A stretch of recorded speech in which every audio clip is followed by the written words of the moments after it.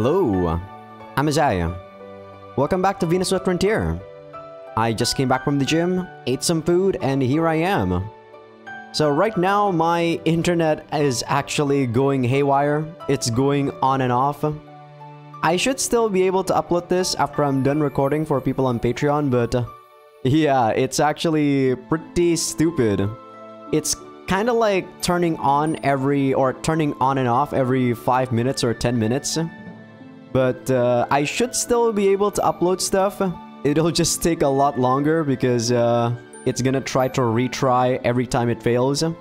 But thankfully, when I upload to Patreon, or sorry, Mega, which is the place that the cloud service place that I use for people on Patreon, it actually goes to, or when it uploads or re-uploads, it takes the data that's already uploaded into account. So yeah, that's why I'm thinking it should be able to still get uploaded. But yeah, today was not really all that interesting. Well, you guys already know that my days aren't really that interesting.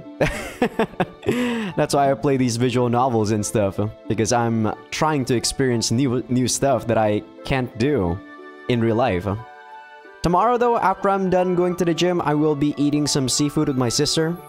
But I will still be recording VenusBlood Frontier for tomorrow's episode. It's just probably gonna be a bit delayed. But yeah, let's talk about the last episode recap. On the last episode, we actually finished off Farba's arc, or at least the gameplay session. Not the story part. Let me try to think again about what happened though. I think we got the Seer. We got the Seer, she joined us and she's actually super powerful. And after that, we tried to storm the Utgard capital, and yeah, it was going well until Farba decided to use these, like, fire giant things. But he's kind of a pushover. He's actually not as hard as the Seer, at least I think. Compared to, let's say, when I tried to get the last part or the last area from the Seer, anyway. So, yeah. He doesn't seem that bad, and this is exactly after we took his last territory. So we are probably nearing the end of this route. I feel like the game sadly, you know, what's the word I'm looking for? Because of all the 8 scenes and all of the common route stuff that I have to do, sadly it feels like the pacing is a bit all over the place. But, I guess technically you don't really need to do that. But I don't know, I feel like playing this game without a guide is just really difficult. But alright, without further ado, let's actually just load the game and see what's going to happen to Farba. He's probably gonna job. The site of the showdown was chosen to be the wastelands outside the city. They both had their reasons for the choice. Wary of the fire giants, Loki's army wanted a place where any summoning circles could easily be spotted, whereas Farba wanted more level terrain where the giants could be put to their greatest use. The opening of the battle was almost like a repeat of Ragnarok in its intensity. Each golem was a match for 1,000 men, and several were sent out at once for a time. Loki's army thought they would lose. But Loki used his wits to their fullest and countered the immense strength by coordinating with his allies and making up for their disadvantage. And now, I can't deny this CG is really cool looking though. These guys actually look freaking scary. The showdown was about to reach its final stage.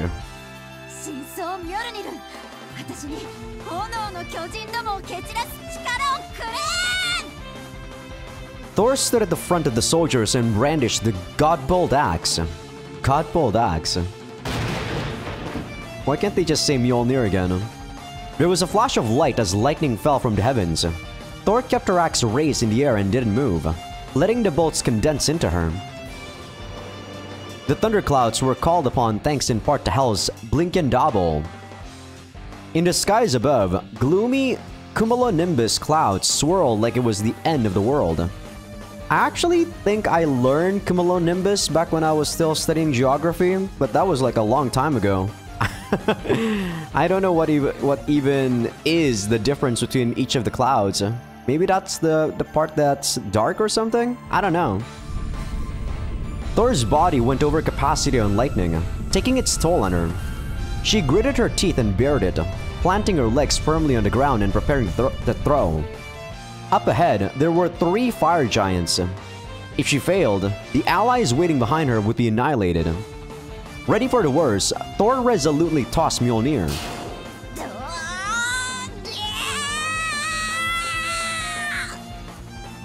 Her spirited shout came with thunder that quaked the ground. Mjolnir arced through the air. Its lightning-coated blade sliced the first fire giant's torso, chopped off the second's arm, and blasted away the third's legs.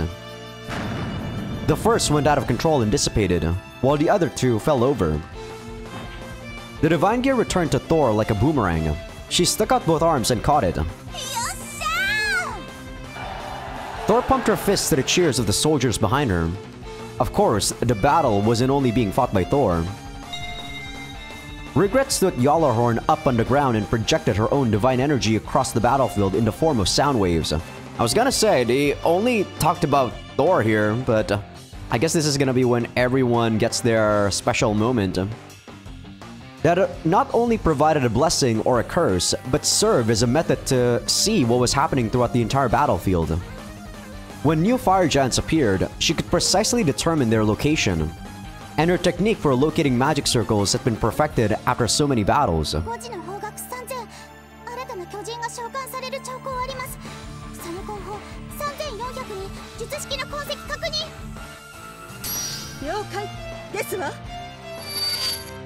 Freya moved out. She used Bringsingamen to target the magic circle's location. Man, you guys are not seeing this, but I have not OBS.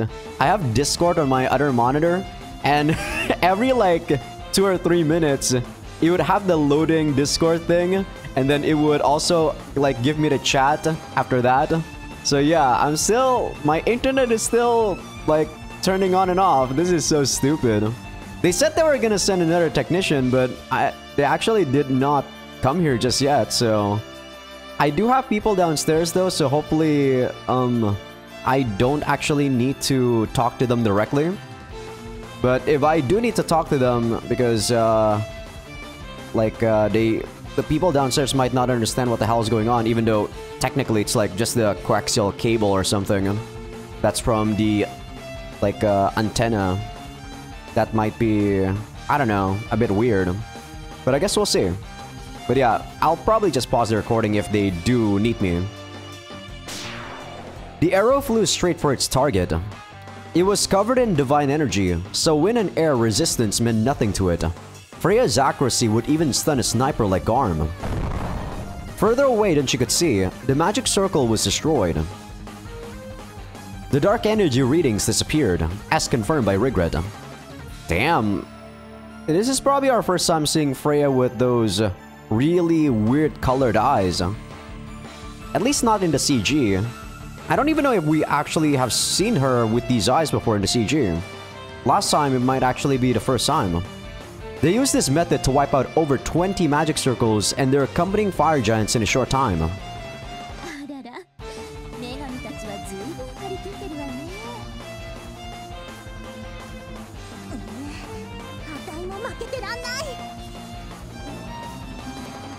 The giants decided Freya and Regret were a threat and targeted them. To protect the 2 goddesses, the foot soldiers fought to the death. Both armies were remarkably out of order. The battle was reaching its climax, and everyone in the field vaguely knew it.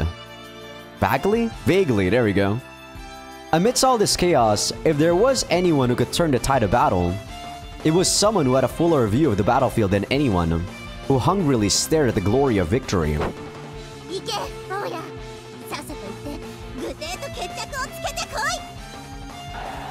The seer swung her axe, kicking up a whirlwind of blood. Viscera rained down upon her as she implored to Loki. Can you do it, Odin? At the center of his camp, Loki turned? No, I think that turn was actually a typo. Loki looked over his shoulder at the goddess he'd been preserving. Odin stepped in front of Loki and impatiently nodded.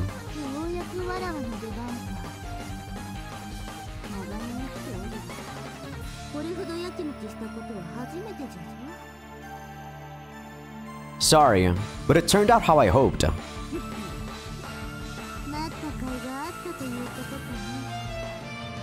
Thanks to the hard work of the other goddesses, the Fire Giants' ranks were disorganized. Now they could just defeat the fewest enemies possible to pave the way to Farba. The highest deity's power had its opportunity to shine.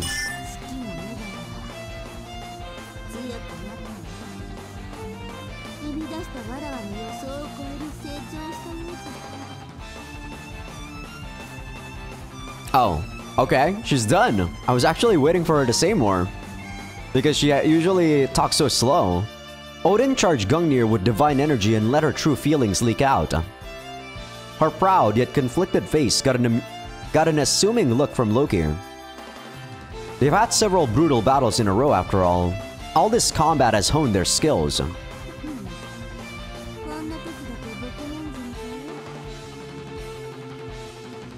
What?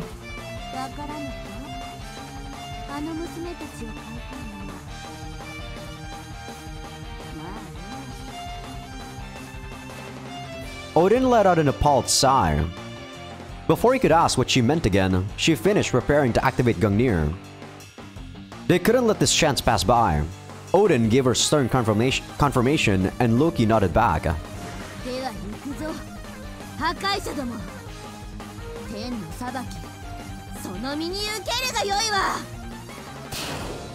When Odin shouted, holy light filled the area.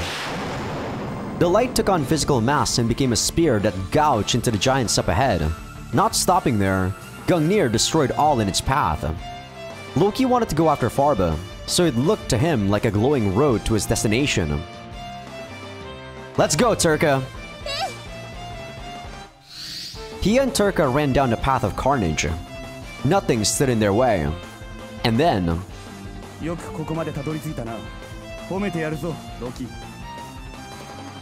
Man, god damn it, I'm always not like ready whenever Loki tries to shout or scream. Sorry, Loki.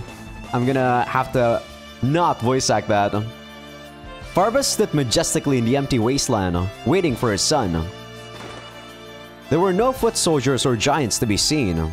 Loki shouted, brandished his halberd, and rushed straight for Farba. He swung down with all his might, but Farba blocked the attack from head-on. Farba could have dodged or used fireballs to fend him off, but the choice across blades was an expression of Farba's fighting style. They exchanged looks, fighting spirit in both their eyes.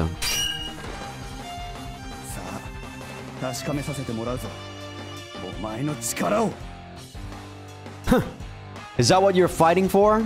Don't bother playing the part of my father after all this time. Please spare me lines like, try to surpass me, or anything of the sort.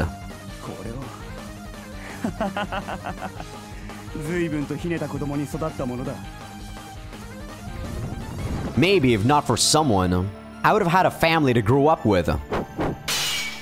The argument made sparks fly. Their weapons violently clashed in a serious struggle to gauge each other's strength. But in a pure power struggle, Farba had the upper hand. Loki tried to get close to him and unleash a series of random thrusts, but Farba saw them all coming. Unable to transform into Vedrung, Loki was at a disadvantage he couldn't overcome. Loki was well aware of this, yet he challenged Farba regardless. I don't know why I kept messing the pronunciation a lot this episode.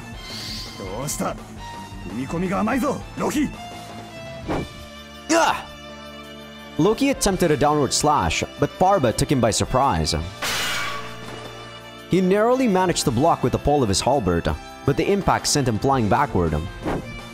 There was no time to get back in a fighting stance before the follow-up attack arrived. With his center of gravity directed backward, he couldn't block Farba's heavy blow.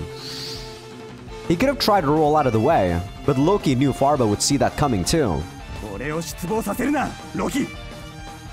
Shh! Why should I play along? Just before Farba landed the finishing strike, Lance's thrust at his sides. Farba abruptly twisted his body to avoid them. But more and more lances attacked, wielded by heavily armored foot soldiers who surrounded him. Despite their equipment, they moved out at an unbelievable speed and seemed to come out of nowhere.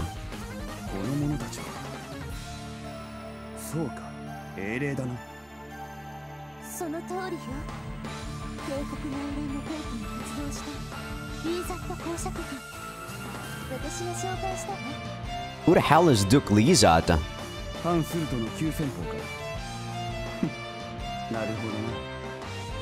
Nibelung in hand, Turka led the spirits. Farba put the pieces together and nodded. The Empire's armies and history weren't something he needed explained. He knew more than Turka. Duke Lizat fought in the last civil war as one of the nobles who opposed Surt's rule to the very end. The army's onslaught reached all the way to Utgard, giving them a place in the Empire's history. Okay, I guess it was some noble from Yggdrasil. Of any spirits who would be summoned in this place, they made the most sense. You know, it is kinda weird why, like, Farba would side with Surt, or, you know, like Sinmara in Surt's body, or, sorry, Surt in Sinmara's body, and not with Turka, considering they're, like, basically the same. Like, he didn't even question who the hell Turka was. So, that is kind of interesting. Normally, it would be hard to imagine a goddess summoning the Demon Realm's forces, but given they were both against Surt, they had mutual interests. Simply put, the enemy of your enemy is your friend. Of course, Turka's ability to summon them was thanks in large part to Loki's influence. Wait, did that actually say that, goddess summoning the Demon Realm's forces? Oh, okay, so it was a noble in Utgard. Alright. I actually thought that someone from Yggdrasil was able to come to Utgard. I'm like, damn. Okay.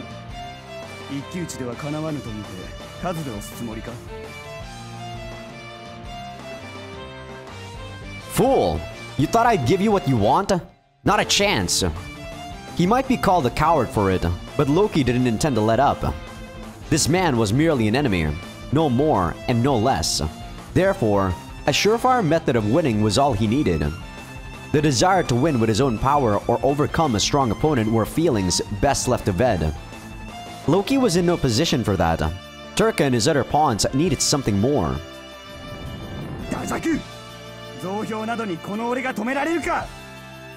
Loki beheld a flaming vortex. Farba rotated in place, using his halberd's flames to mow down the armored soldiers.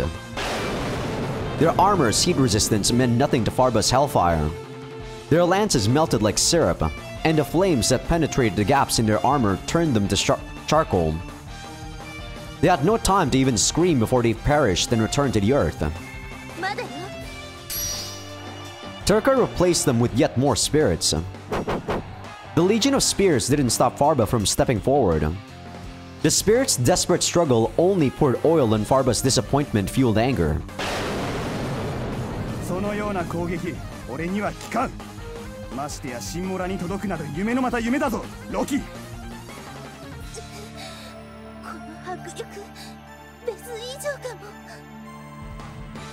Mere spirits don't have a shot then.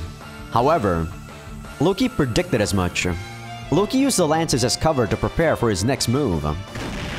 He generated flames in his hands and launched them at the ground. A wall of fire divided Loki and Farba, and a cloud of dust hid his actions.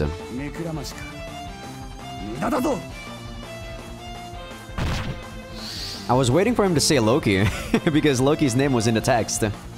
Farba sliced through Turka's spirits and pursued Loki. He ignored the Fury Wall and headed toward the Dark Energy reading, then swung down Varnar to emulate.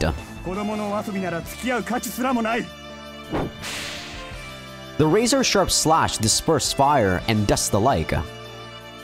His vision instantly cleared up. Loki's trickery didn't faze Farba in the slightest. He calmly closed in and...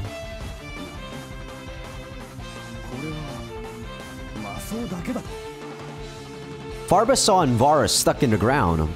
The energy reading came from the weapon, but Loki was nowhere in sight. Farba reflexively looked around. An arrow flew at him, but he promptly tried to defend himself. It pierced his shoulder. He suppressed the wound with one hand as he searched for the sniper. About 50 meters away, a lone man stood.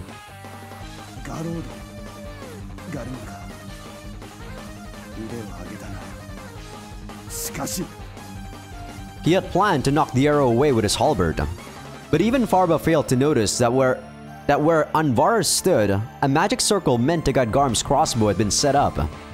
Garm took Farba's gaze with an awkward shrug.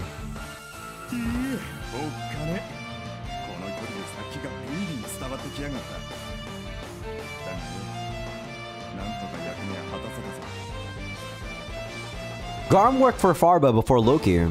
Back when he was a new recruit, Farba would work him to the bone. That was enough for Garm to have at least as hard a time around Farba as Loki did, if not more. Regardless, Garm's Wolfsbane landed its shot on its former leader. The poison permeated Farba's body.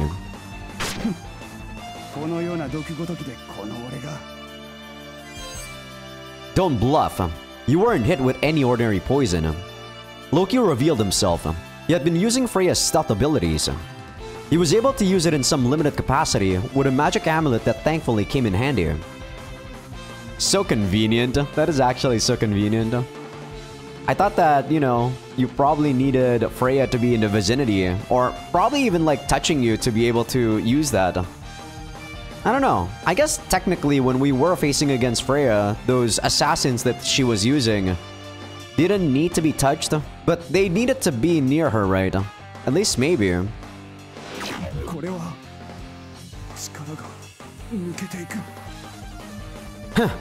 All according to plan.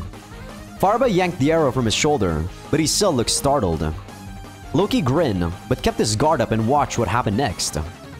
Wolfsbane's paralyzing poison may or may not work on the dead, so that remained a concern. And either way, this was Farba they were up against. As a finishing attack, it left a lot to be desired. So Loki had a plan. With Garm and Turka's cooperation, he decided to modify Wolfsbane to work against spirits. To begin with, the spirits were summoned by Nibelung. Naturally, Turka knew their unique properties well. Farba was a special case because Surt summoned him, but the basic rules were the same. That was to say that the spirits sustained themselves and their summoner's divine energy. When Farba left Surt's side to appear on the battlefield, I don't know why I say body right there, even though clearly it's its side. Loki's first question was as to how he retained his physical form. That led him to the hypothesis that some sort of magic circle connected him to Surt. If so, that made matters simple. They just had to destroy the magic circle to sever the link between Surt and Farba. Wolfsbane's modifications were essentially meant to do that. Wolfsbane's poison is like a magic circle disrupting virus. You should disappear before long.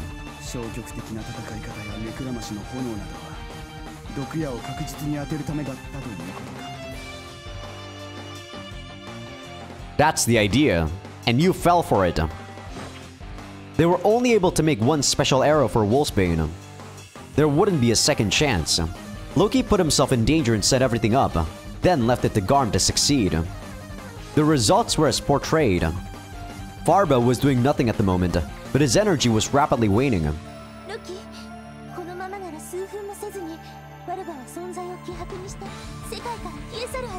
God damn it, that's a flag, Turka. You don't say that. He's gonna do something now. Our victory is secured then. No. Loki narrowed his eyes at Farba. The Farba he knew wouldn't settle for a loss like this. He had to have some means of striking back. Turka seemed to pick up on Loki's wariness and cautiously readied her sword.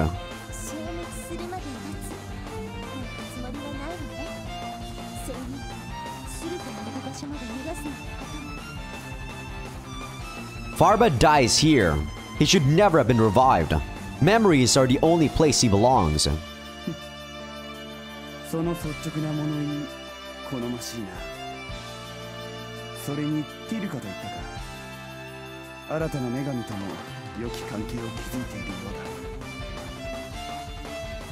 If you think we're like you and Sinmara, you're wrong. Turka and I aren't equals.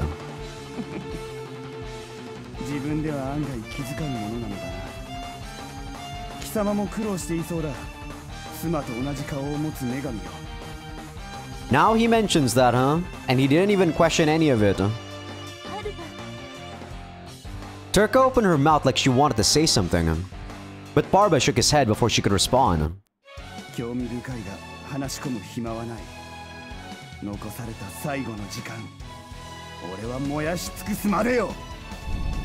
Here he comes! Farba's body surged with energy. Farba's own energy was withering, but his pure destructive spirit materialized in the form of fire. The immense power was familiar to Loki. The fire giants! You activated a summoning circle inside your own body?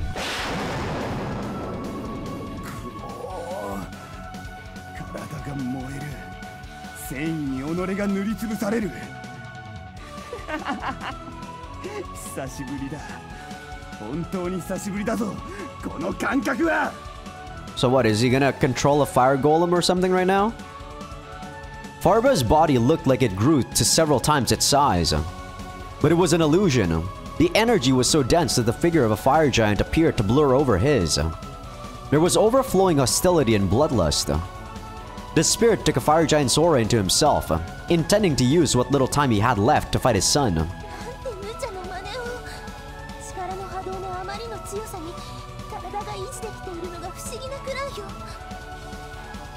He'll disappear soon anyway. I assume that's irrelevant.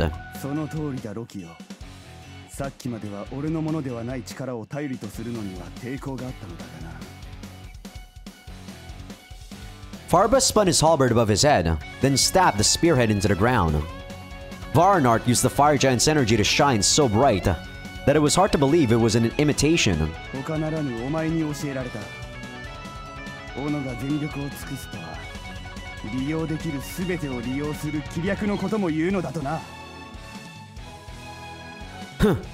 You should have just given up and vanished.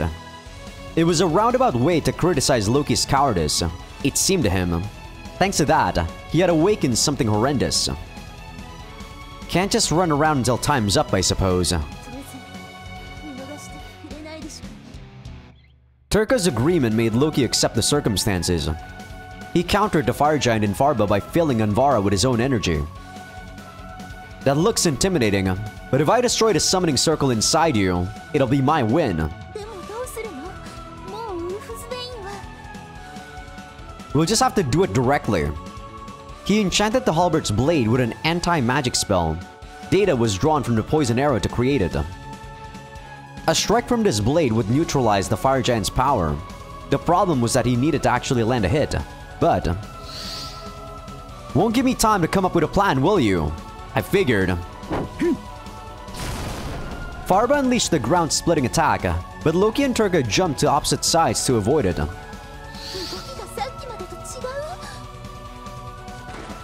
The fire giant's power! It's multiplying! Man, this is like a fucking DBZ fight or some shit.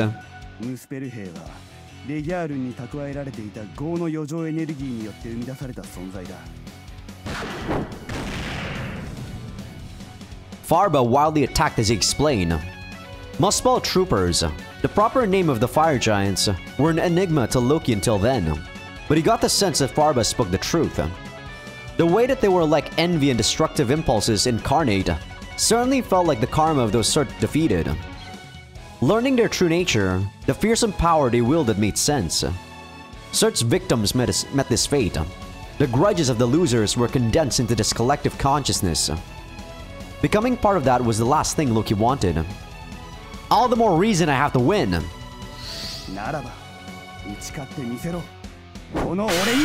Oh, I thought he was done. Sorry about that. Farba set his sights on Loki. With the power of the Muspel Trooper, Varanart emulate outmatched Anvara several-fold. Simple combat skills couldn't close the gap. Loki cursed his inability to become Vedrung. Damn it! If only I had a real dark gear!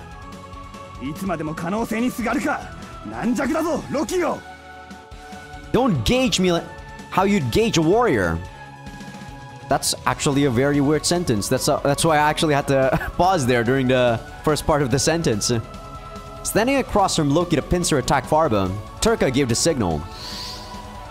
Loki evaded Farba's slash and switched positions, using newly summoned spirits as a shield. You assume too much, Farba. Farba's strike shredded through the armor of a whole platoon of soldiers. In the meantime, Loki didn't try to gain any distance, but instead used the blood spray as cover to enter Farba's blind spot. No lethal blow was necessary. The bare minimum to send the anti-magic spell into him would secure Loki's victory. However, the spirits being a decoy for a surprise attack was all predicted by Farba. Loki's body was burned by hellfire. He rolled over to put out the flames, but his chance to attack was naturally lost. It turned out that Farba wouldn't so easily give him an opening. If you let down his guard for a second, it would be him who lost his head.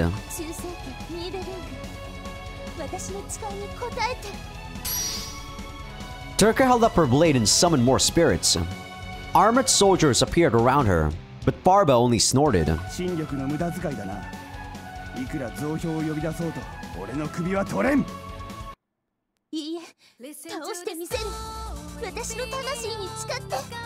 What the? They have new music for this? Holy shit.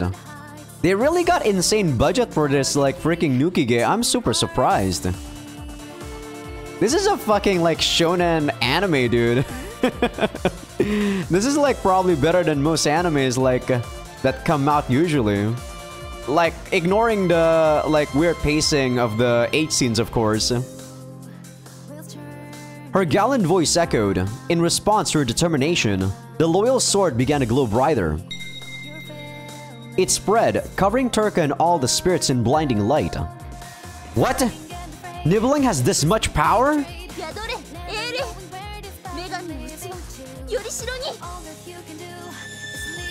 The light condensed. I'm also surprised that the like vocals are English. That is kind of surprising. The spirit shapes became disfigured as they were sucked into her sword. Turka's energy amplified so much that even Loki could tell. By taking in the power of the spirits, she broke her own boundaries to enhance herself. Spirit possession. That was Nibelung's utter power.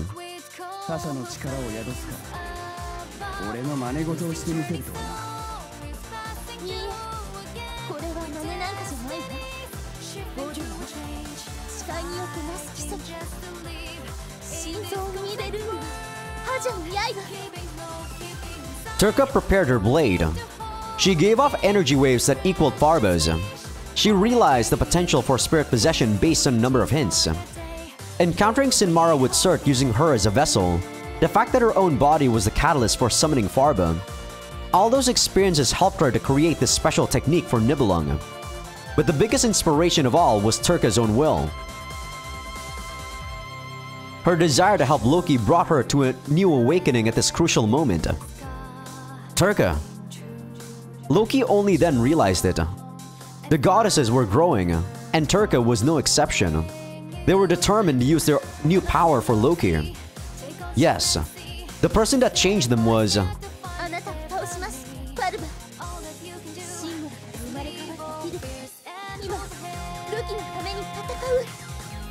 This is supposedly like the base for the like true route for the game, by the way, since this game actually has a sequel, an actual sequel to which route actually will go through that sequel.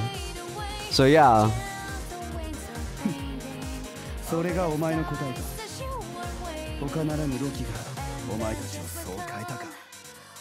I wish it's actually the conquest route, but oh well. I mean, it's not like I dislike this, but the beginning of the conquest route was actually a lot more my cup of tea, personally. Through Turka, Farba saw Loki's growth too. It wasn't simply strength, not trickery that captivated the goddesses. There was something else Loki had. And to find out what that was...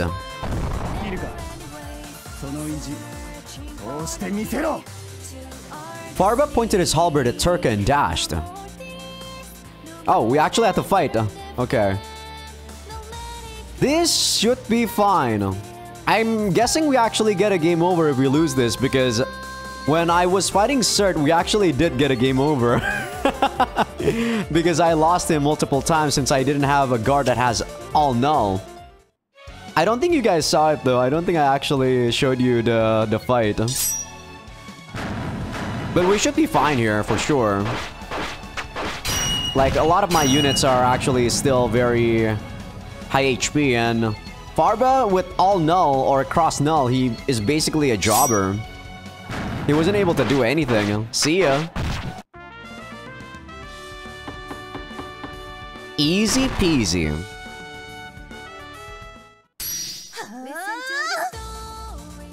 And you guys realize that not Turka or Loki was actually in that fight, in that team. God. At the same moment, Turka brandished her swords again. They only briefly crossed blades. Faster than the eye could see, they passed each other, and then there was silence.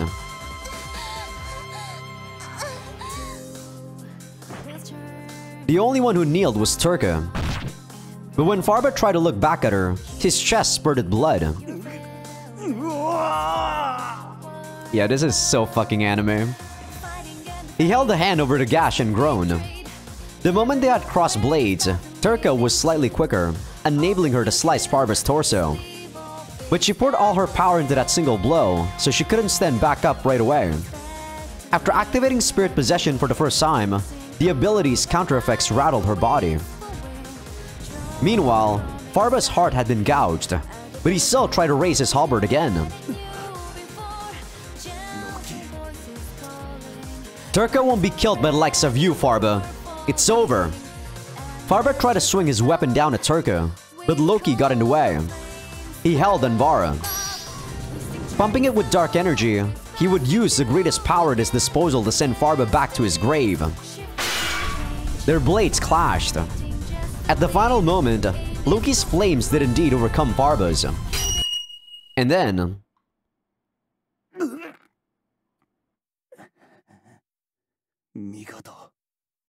I still dislike the fact that we are fighting our dad in this route, since I feel like he is kind of not really that developed. Unlike when we were fighting Ymir, this guy feels a bit too... He was hyped up, I get it, but we don't really know too much about him, and he just suddenly came that I'm more surprised than actually interested in the fact that we were fighting him in this last chapter. Farba contentedly smiled and threw down his halberd. Loki's upward slash cleanly settled the battle. Together with Turka's attack, it left a cross-shaped gash on Farba's chest, finally defeating him. Typo there?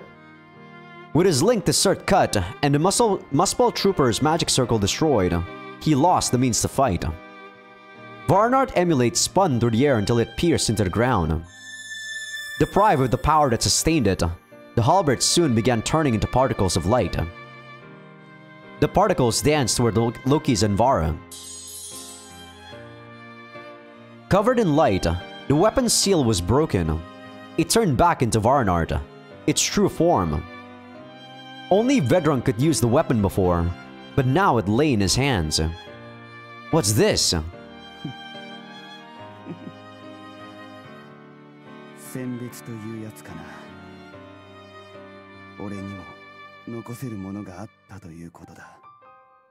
So he was the one that's actually locking the seal on Varnart or something? Or Anvara, sorry. Yeah, why would you say... God damn it, Loki. You are not evil enough, man, in this route. Farba! Loki almost called him father, but frantically corrected himself. Farba was smiling. All he could do was await his coming demise, but he didn't seem to have any regrets. Why? You were only fighting for Mother's body. It's been occupied by Surt. Do you know that? Then why are you smiling like that? I'm going to kill Surt, you must realize. Whether Surt looks like my mother or fuse minds with her means nothing to me. I won't hesitate to. Loki,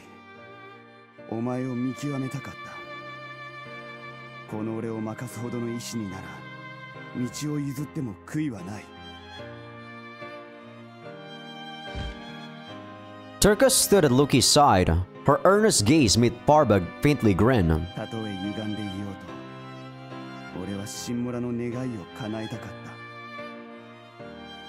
お前たちはそれが許せなかった。だから戦い、そしてこの結果がある。簡単なことだろう、ロキ。ティルかよ。You accept the results? Don't you hate me or Cert? 俺はとうに死んでいた身だ。こうして刃を交える機会をもらっただけで十分だと思う。Farba's voice was firm. He sincerely accepted the outcome before beginning his return to the void. Tch. At least you had fun then. For us, this wasted a good deal of time. Loki venomously turned away. He felt like he had to say that, lest he say something he shouldn't have. The halberd in his grip gave off his father's passion. さあ行け、ロキ。お前の生き方を貫いてみせろ。Loki suddenly felt overcome with emotion. His father's dark energy reading was rapidly shrinking. It would take less than a minute before he vanished. This was his limit. Loki looked over his shoulder and called out to Farba. Another typo there. There's actually a lot of typo in today's episode. Not a severe typo though. Father... 逃げろ、ロキ! Loki couldn't believe his eyes. Farba was holding his hand up to Loki. He condensed energy into a fireball and prepared to throw it. He shouldn't have had that much power, or even any desire to fight. His body was already fading away from the bottom up. And yet the flames in his palm were enough to take Loki with him.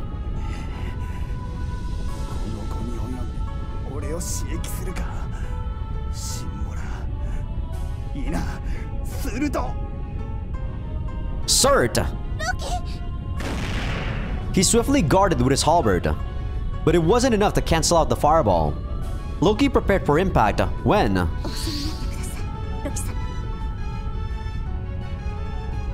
Cert's control over Farba was one thing, but Loki saw something even harder to believe. It was the back of a woman who was long since lost, in his mind. She defended Loki by stepping in the path of the fireball and opening her umbrella.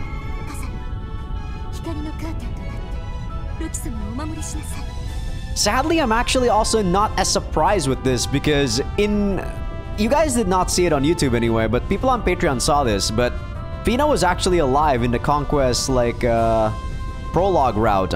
You know, the chapter 7 leading to the Conquest route. So this is why I'm not surprised that Fina is actually still alive here. And you know, I also got spoiled the fact that you need Fina to be at Affection 12 to actually get the true ending of this route. It's you! Rainbow-colored wings of light spread and blocked the fireball, which lost its momentum and dispersed before it reached them.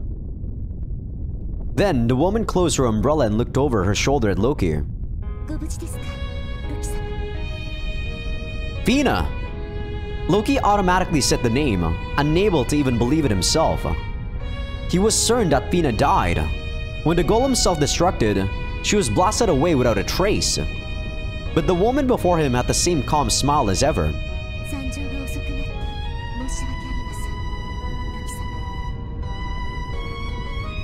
He felt the corner of his eyes grow warm, but could do nothing about it. Loki violently wiped his face, a sight that put a slight smirk on Fina's face.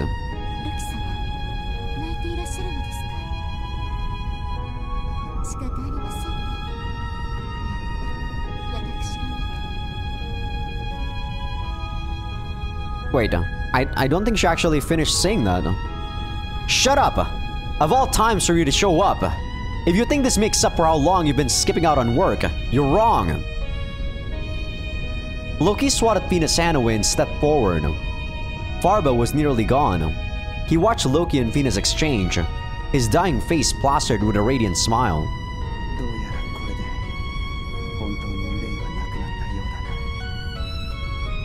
From your perspective, maybe I'm inexperienced, but I have plenty of pawns to support me, so rest in peace, father. Before Loki could finish his sentence, Farba disappeared. But Loki's intentions were surely delivered. Loki committed the last look on his father's face to memory, then looked up at the sky. Farba returned to the desolate earth. Loki listened to everyone's victorious cheers and shut his eyes. Tears streamed down his face, but he decided that Turka, or Fina at least, were allowed to see it. Their time was likely very limited, but Loki made it. By defeating Farba, the path to the Imperial Palace was completely open. Before invading the palace, Loki's army had their final briefing. Now that she was back, Fina was again the one who called them all together. Not used to being the center of attention, she looked bashful. So in this route though, we did not see Minia along with her. So in the Conquest route, you guys on YouTube did not see it as I said. But Minia and Fina were actually together and saved us against an enemy that I'm not gonna spoil just yet. But as I said, I probably like the beginning of chapter 8 in the Conquest route a lot more than this one. But couldn't help but ask her a question. That being, of course, Fina, what were you doing all this time? Also, how did you even survive? The self-destruction didn't provide any time to escape. Fina had taken the brunt of the explosion to save Loki and Turka. But the facts were that Fina was here now. She survived the explosion and ran to Utgard somehow. And Loki wanted to hear how from her mouth. Jesus, that's so hard. Wait, so is she dead in this timeline? Fina's whisper took Loki by surprise. Why would Minia do that? She was the one trying to kill us though. Fina even tried to change her mind, but she wouldn't listen. Her rage drove her to activate the self-destruct function in the golems, beginning the tragedy in the first place. If she saved Fina, then that meant...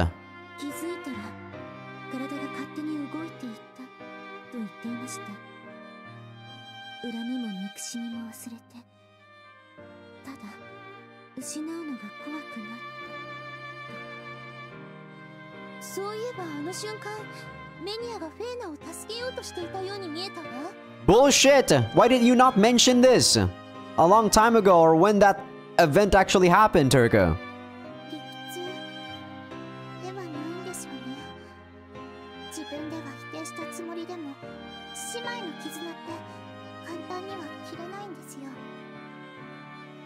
Regret adored the other goddesses, so she seemed to empathize with Minia.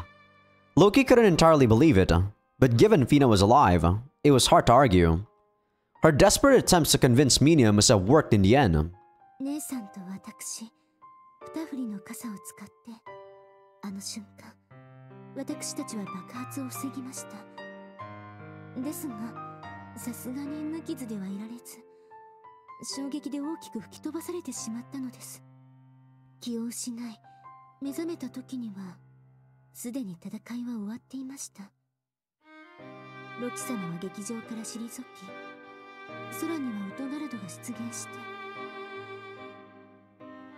So you lost your chance to meet up with us then. Loki sighed. In the end, his own recklessness was the cause. He couldn't beat Surt, but if he had at least fought a bit better, Fina could have been spared from needless turmoil.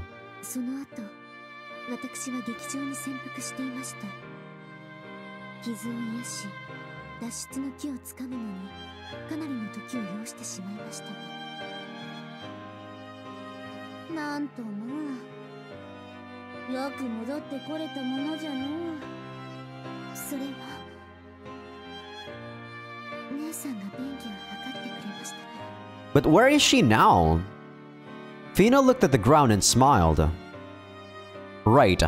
Minia wouldn't just protect you, I'm sure.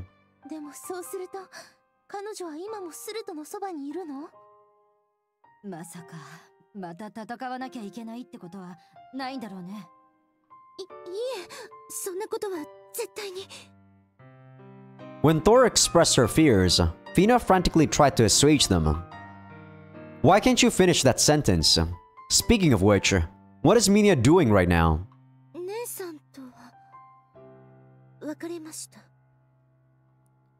Did you now?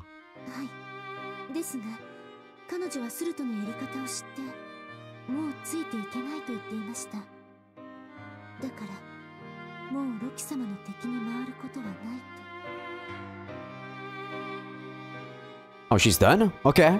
I thought she hasn't said that last sentence. So Minya actually came around, eh? Loki crossed his arms. Minya's mindless devotion to Surt was the only way she knew how to live. But Fina's love apparently helped her find another path. Seeing how Surt teleported Utgard to try and crash it into Yggdrasil though, it wasn't hard to see how she changed her mind.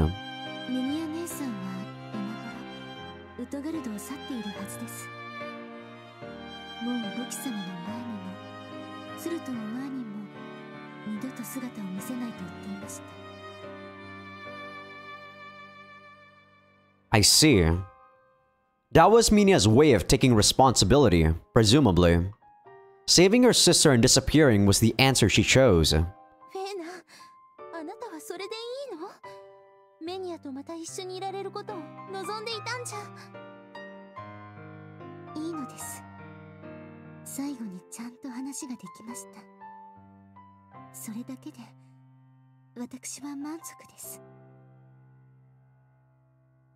If you say so.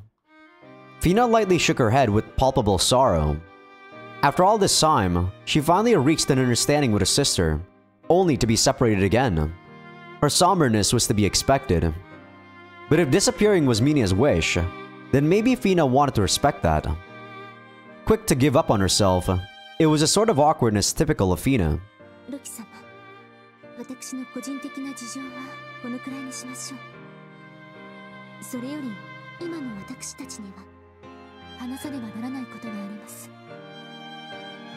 Yes, right. Honestly, Loki wanted to dig in more, but their most important job still remained. That's what everyone had been summoned for.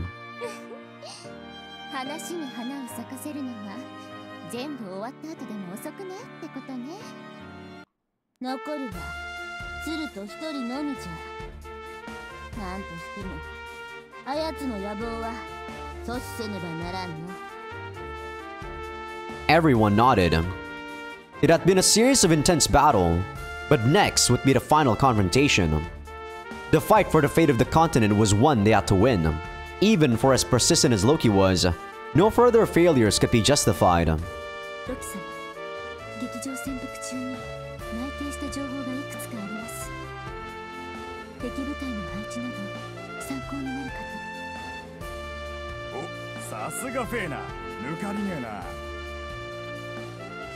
Tell me what you know, Fina.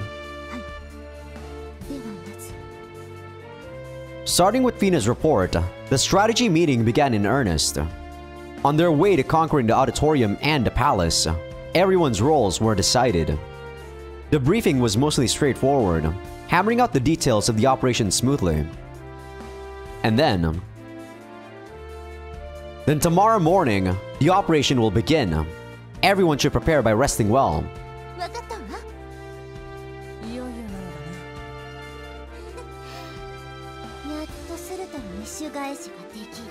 It feels so awkward seeing this girl Sprite because she just came out of nowhere in this last chapter.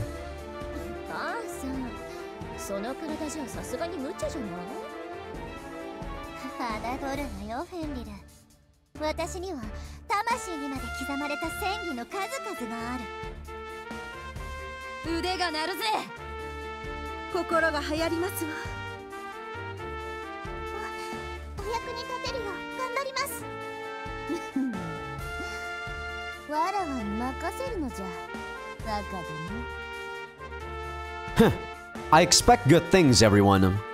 The robust response was reassuring. Neither Yggdrasil or the Demon Realm could stand up to the pawns he had assembled. However powerful Surt might be, they could not lose. The encouragement made Loki smile. The briefing soon concluded. Loki returned to his room and continued to analyze the situation. Late that night, Loki noticed someone behind him and looked up from his desk for the first time in hours.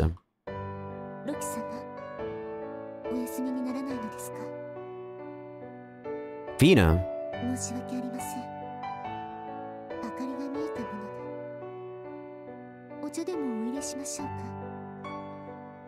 Please do. Loki answered and stretched his stiff body. Fina reminded him of how much time had passed. While sitting at the desk, he did have a tendency to forget the time, but this time was certainly different. How can he beat Cert? The question didn't leave his mind, keeping him completely awake. You could call it the excitement before the final battle, but Loki's own lack of nerve stunned him.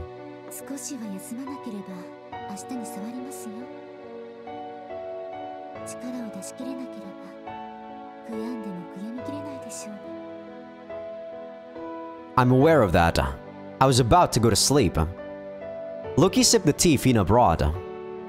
He let the bitter fluid flow down his throat and closed his eyes for a while. Well, I never thought I'd drink your tea again. It's gotten me a bit emotional is all. Fina put her hand on her chest like she was relieved. You seem a lot calmer than I am.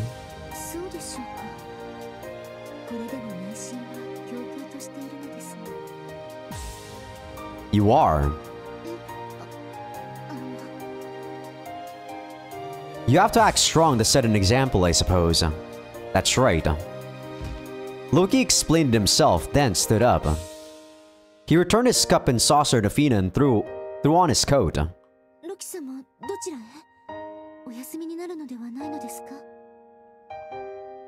I want to cool off by taking a little walk, that's all. Oh, that's all. Don't worry about me. I'll be back soon. Loki opened the door. On his way out, he turned back to stare at Fina. Nice work making it back, Fina. Don't leave me again. Before Fina could reply, Loki had vanished into the hallway. The door slammed shut, leaving her alone in the room. As for Fina, the saucer still in her hand, she silently looked down for a while. Okay, so this is actually the choice of the ending. Wait, does that mean there's no fight against the final boss? I'm looking at the guide right now and it's set to actually choose everyone and then this one the last. And then we're gonna use the Meet the Three Demon Sisters for the next New Game Plus cycle. But yeah, you actually get a route here, or you know, an ending for all of these girls based on who you meet.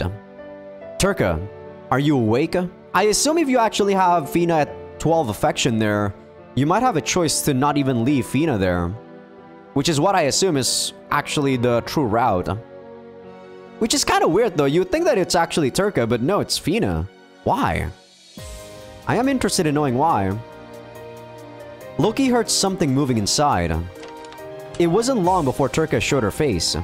She invited Loki into her room.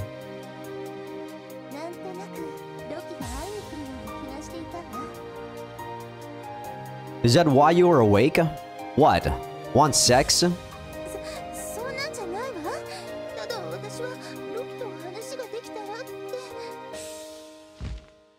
Just behave. He wrapped his arms around her shoulders and sucked her lips. The ravenous kiss seemed meant to suppress Loki's own violent impulses. So, is this gonna be like H scene after H scene for me, like choosing the girls? Oh my god. We can save the rest of the fun for later. Okay, thank you, Loki. Ooh, whew. Dodge the bullet there.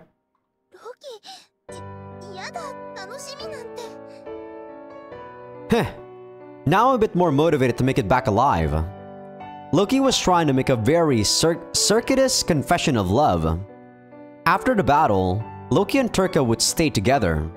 The meaning of that was correctly understood by Turka.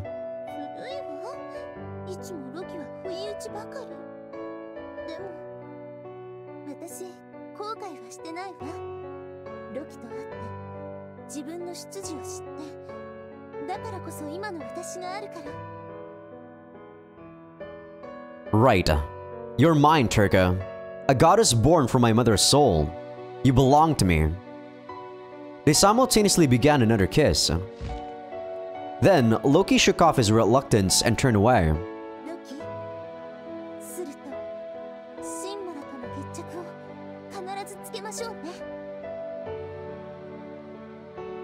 Of course. Loki nodded as he spoke, then left Turka's room. The world was still shrouded in darkness. At daybreak, the final showdown would start its opening act. In the end, Loki only slept shortly before dawn. Myriad memories and feelings passed through his mind. To destroy Surt and achieve a new generation of glory. Morning arrived. Damn, new music again. Use bar not to crush Surt's wishes. So, does Loki get something? I mean, right now... Oh, what? Damn. Aspiring Conqueror. We don't even have Vedrung anymore. This is just Loki. Damn. Okay. He changed into Cross Attack, Helmet Split, Parry, Firefield. Spell Absorb. That's actually pretty awesome, though. So he has this. Curse Attack.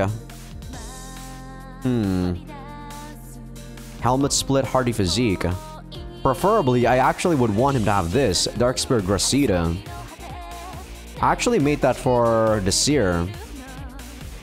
They really have a lot of budget for the vocals in this game. I'm surprised just how much, like, backing this game has. Holy shit. I know this game got kickstarted for the localization, but before that, this game was a bit super popular or something in Japan. Let's see, Boost Squad. I'm just gonna use that for now, I suppose. I can't believe Loki is still wearing this shit. Go get Slayer Defense, Loki. Okay, what are we gonna do here? So I guess this is gonna be like mostly gameplay for till we get to the ending. Look at that. This is quite tough, I assume. We got Sinmara with self-heal, critical boost, cross attack, added attack. And then a lot of... Oh my god, the Black King.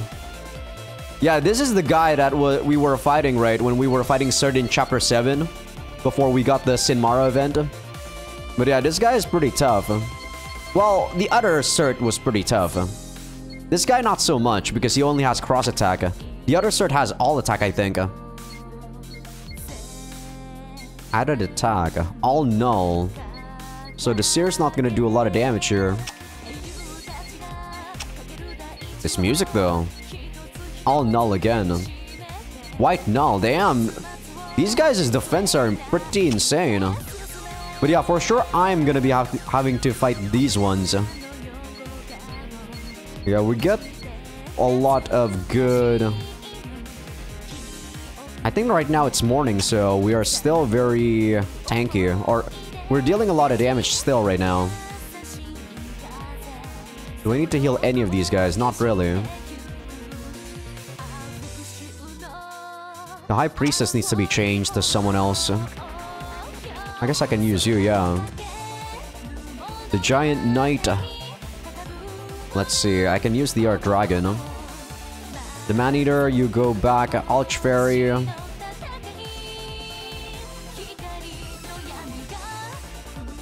This isn't really gonna be that good of a team right here. But it is what it is. Demon Aristo. I'm probably just gonna heal her up. Or I could heal the Dullahan. I guess I could just heal you up.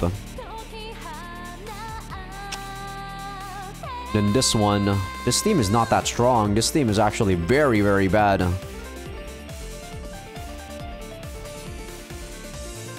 Okay, put you in.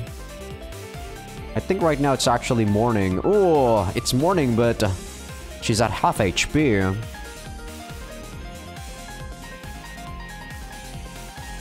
Let's see.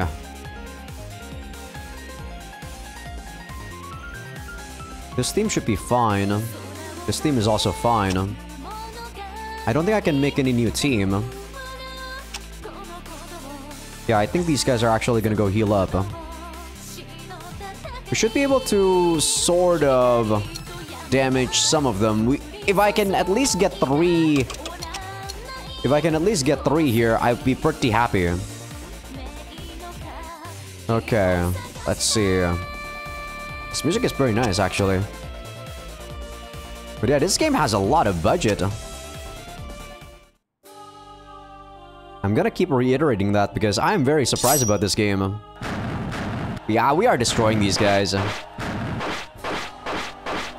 Wow, no damage to myself too because no counter. Holy shit, you guys are just getting destroyed. Wow, you guys are getting destroyed because she only has cross attack. She actually is not able to use her attacks at all. Well, she attacks there, but you know, she doesn't really attack all that much. Not as much as she should be doing.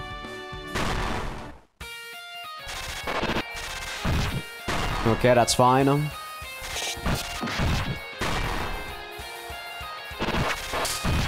Wow, that stupid cube is actually still alive. I think we can only get 2 here. Okay, that did quite a bit. Nice, okay, that's 3. Ah. We might have actually gotten 4 there. If I switch around, but I guess it's fine. I don't need to be too, like, fast. But yeah. Wow. If this is how the fight is gonna be, I think we might actually be able to get the ending right now. And then the next episode might be the compilation for all of the endings. Because this is actually pretty easy so far. I can't believe Cert is jobbing so hard right now. She's not as strong as, the Seer, that's for sure. I feel like the Seer is way too strong for her own good. No idea why, too. Okay, the vampire got destroyed.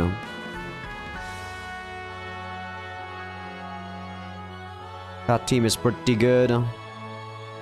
So right now I want the officer to actually heal up.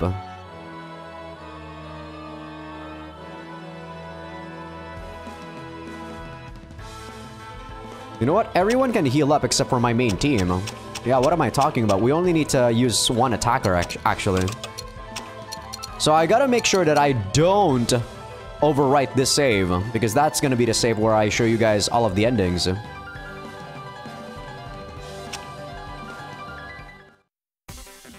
But yeah, we might be able to actually get through the first ending right now. God damn, this here is so stupid.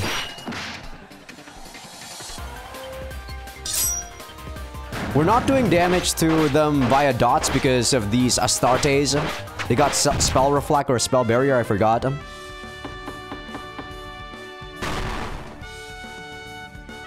But other than that, we are destroying these girls. Or guys. Okay, they have an attacker. The attacker is pretty strong. Cross attack, cross... Wowza!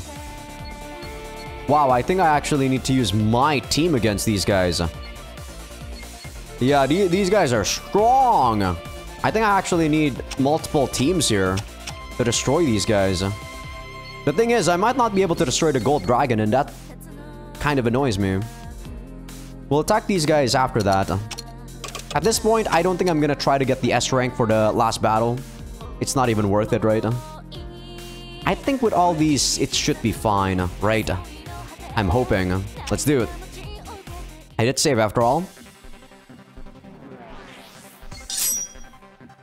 But yeah, I hate those gold dragons. We're doing a lot of damage to them. But the thing is... yeah, the gold dragons heal up. But as long as we do a lot of damage, yeah, they're donezo. I think this team is just too good. This team is too good, man. Holy shit. And we keep healing, too. I gotta heal Regret after this, though.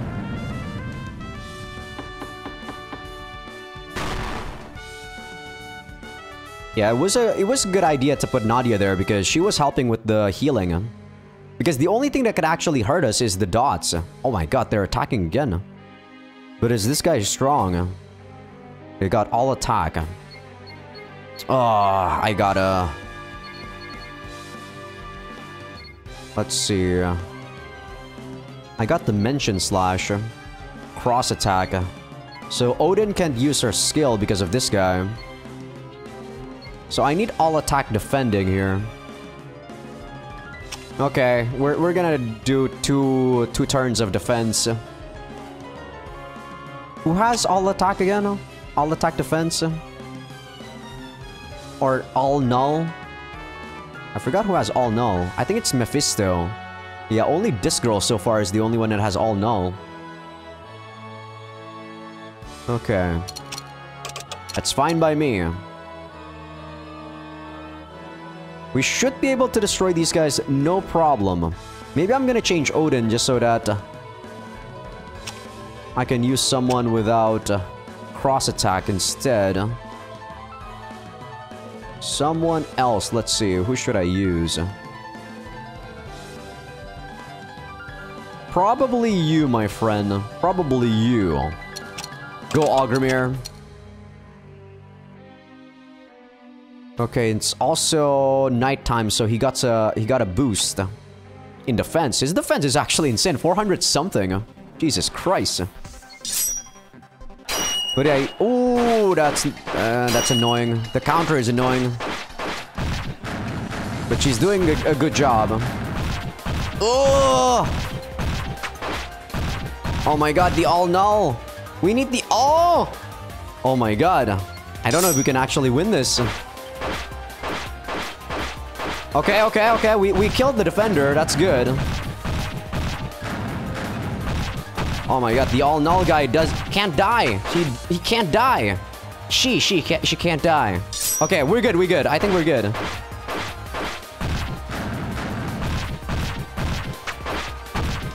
Oh shit, who died? Okay.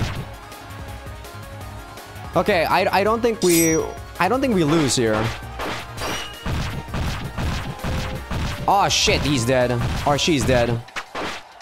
Now we can do all attack again. Fuck.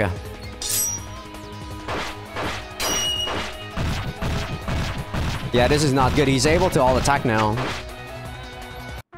But he should die against my remaining guys, hopefully.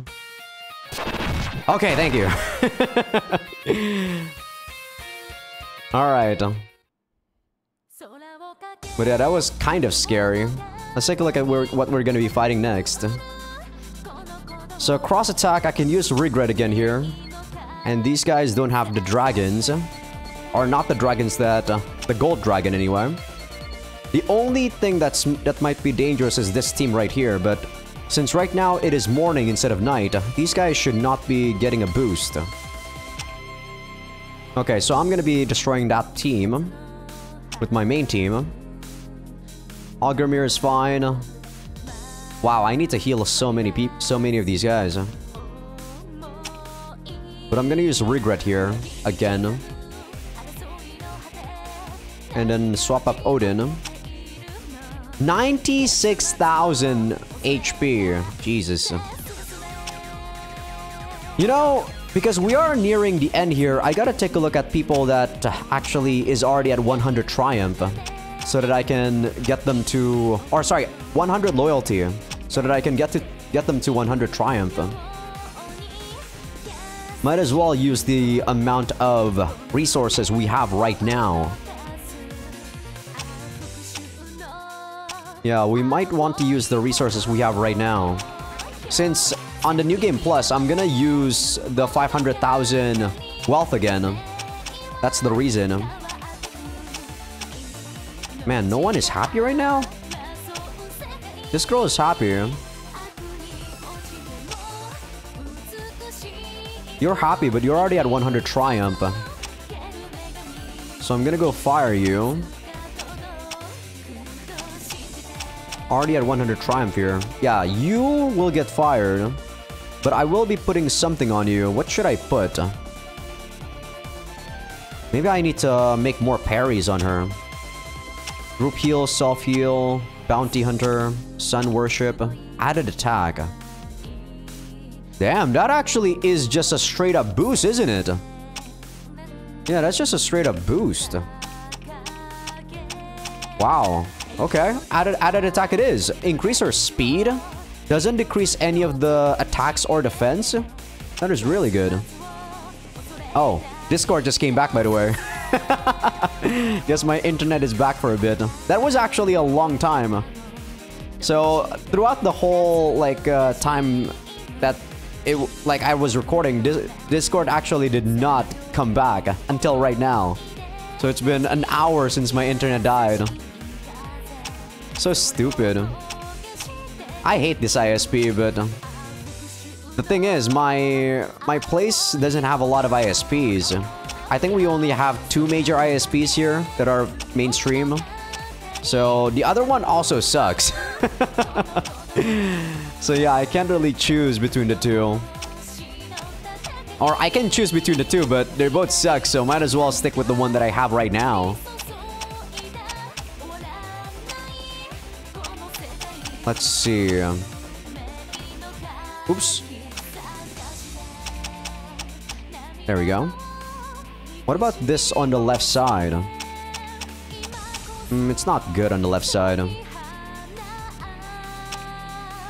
Yeah, I don't know what actually to use here on the left side. Dragon Slayer is okay, but if we fight someone that has evade, that is actually not that good. I guess I can use a flank attack. That might not be too bad. Boom. So you're already 100. Yeah, the reason why I keep stacking the treasure hunt, I think I already explained this. But we want the treasure hunt for basically good items. Oh, I haven't made these girls? The Merkava? Interesting. I thought I did. This girl is not 100 yet. You're happy, but this girl kind of sucks, so I might actually not remake this girl. Yeah, I think I'm just gonna fire her. Yeah, as you can see, this timeline, I did not actually make Mercurius into the general. Because she was actually underperforming, in my opinion. Now that I take a look, though, she does have white null. I guess we'll see, we'll see. The Yamatos. The Komadas. What about the dragons? Okay, this girl is good to go. Added stun. Okay, let me take a look. So all the gods, it looks like when you... They have the same day when they actually have everyone at happy face, except for this girl, it looks like. So I can make this one and this one, these two. Alright, I'll make these two. Oh, I can't put the apostle medallion on these guys. Interesting. Can I not? Yeah, I can't put it on this guy too. Interesting. I was gonna give them the added attack too, but... I guess I'm gonna have to use something else. I can't even use these ones. Okay. Interesting. Lethal critical. They don't... They have lethal critical. I guess I gotta... Oh, what's that? What's that added attack there? Ah, dual wielding reduces my defense. No way, that reduces by a lot. Counter amp, lethal critical. I guess I want critical boost. That's pretty good. 25. Yeah, I want critical boost on this girl. Is this... Yeah, this is a girl. Helmet split is also pretty good. Helmet split 25. Can I get better? Wait, I changed it. God damn it. There we go. Can I get better than 20 helmet split? That's only 5. That's a high level one. 20. Oh, it nukes your speed by crazy. No wonder it was so high. I wouldn't say that crazy though. She only has 40. So it reduces it by 39.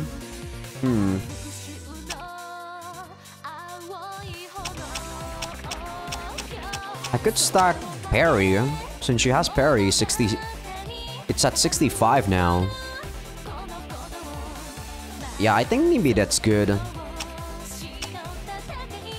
Now you. What do I want on you? You have action boost, charm attack, range attack. So not necessarily that good. Oh, you can use these ones. Okay, that's good. At least. Added attack, double hit. Reduces my speed by a tiny bit. I don't think you need it though. Your attack isn't that big. Dragon Slayer, range attack, flank attack, boost squad, treasure hunt. Not that good. Recovery, bounty hunter, slayer defense. Maybe slayer defense might be good on her. Slayer defense is good on everyone, really. What should I use on you? You are not that good, Fallen Cupid. What the hell?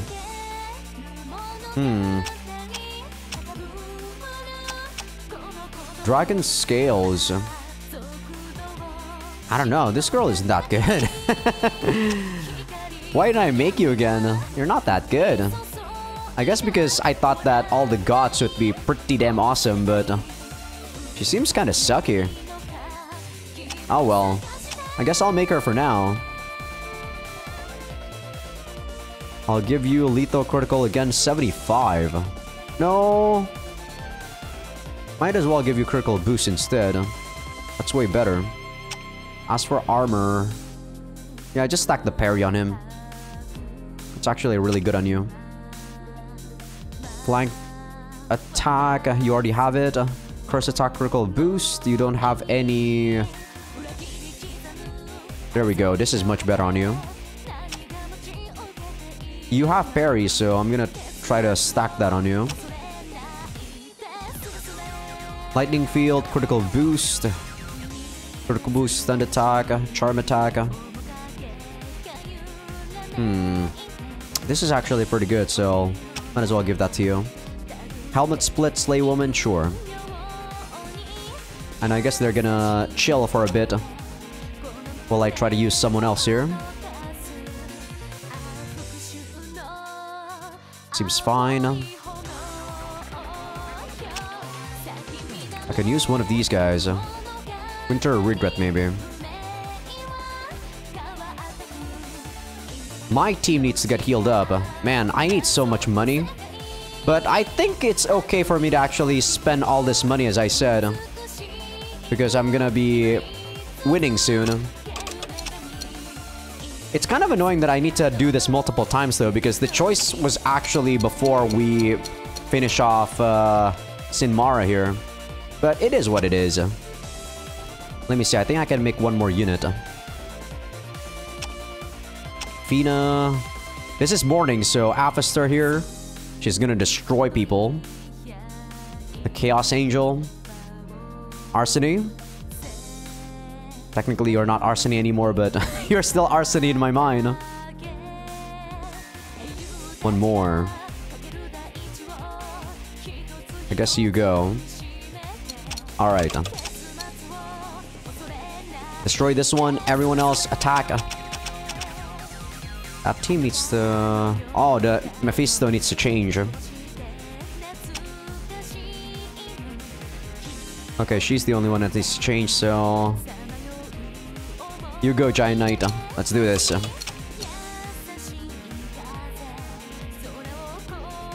I might not be able to... I don't know. I don't know if I'm gonna be able to... I think I should be able to get the ending. One of the ending. It doesn't feel right for me to not show you guys the ending. Wow. You guys are getting destroyed. God, the series is so stupid. Do you guys understand just how difficult it was for me to try to beat her before? Like, look at how stupid her damage is.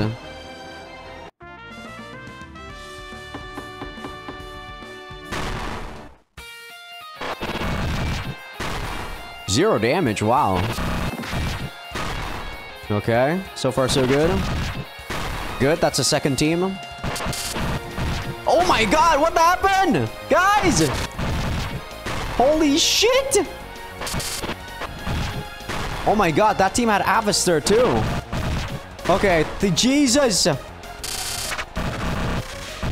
This is the third team, or sorry, is that the fourth one? Holy shit, that third team was actually... Wow. I thought that the fourth team was gonna be the strong one, but that third team was disgusting. Holy moly. Wow, she actually left her place. And there we go, my internet is dead again. Okay, let's see here. I think my team here can actually defend. These two can defend, maybe. Maybe these three, in fact. Wow, this team got destroyed, though. This one right here. Jesus. Let me see if I can make new units again. I can make this guy. So, I probably want Slayer Defense on this guy. And then probably stack Hardy Physique. So, Slayer Defense should be here, right? Yeah, there we go. And then preferably Hardy Physique. There's gotta be a Hardy Physique one here somewhere. Because Hardy Physique, it stacks upwards to 95, or was it 90? It's just a straight up damage reduction. So it's a pretty insane, like, skill. Nope. Where are you, Hardy Physique? I don't even think I need anything else from this guy. Well, if I can get boosts, or not boosts, White Null or something along those lines, it'd also be pretty good. But doesn't seem like I can get those right now. Yeah, I also don't see Hardy Physique right now. Holy shit. Strat support might not be... Oh, there we go. I see it. 15. It reduces your speed, but your only defense anyway. But let's see if there's another one that's better.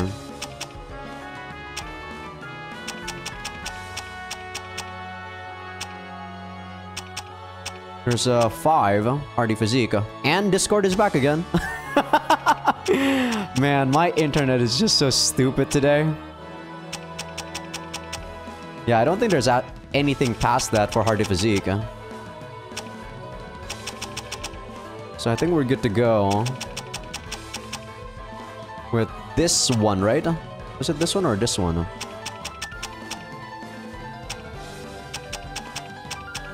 Ah, there we go. There we go, this one. Boom. That's 1. You're already at 100. I don't think I even want the Gorgon. But let's see who to make here. 100. Ah, preferably you're 100 soon. You're not happy. Come on, guys. Why can't you be happy right now? It's so easy.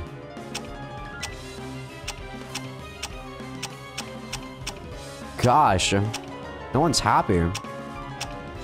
This girl's happy, but she's not at 100. I probably should make this girl. I don't know why I didn't make her. Okay, you're happy, but you're not at 100. Damn it. Unlucky. No one from the god is actually at 100. Ooh. Was this Aaron before? No, I think this was the Moo. No, the Moo's already at 100, but I guess I didn't have enough space for him. That's why I got rid of him. Interesting. I can get rid of this girl and put in some treasure hunt. Yeah, sure. Something that gives treasure hunt should be around here. Treasure hunt 10, there we go. And then for the right side, preferably more treasure hunt. Bounty hunter. Nah, I'd rather have added attack actually. If I can give you this, the Apostle Medallion. So there we go. And that's... wow, this girl is pretty insane. Double arrows? She can actually get double added attack here. Holy shit, look at that. Wow, that is actually pretty insane.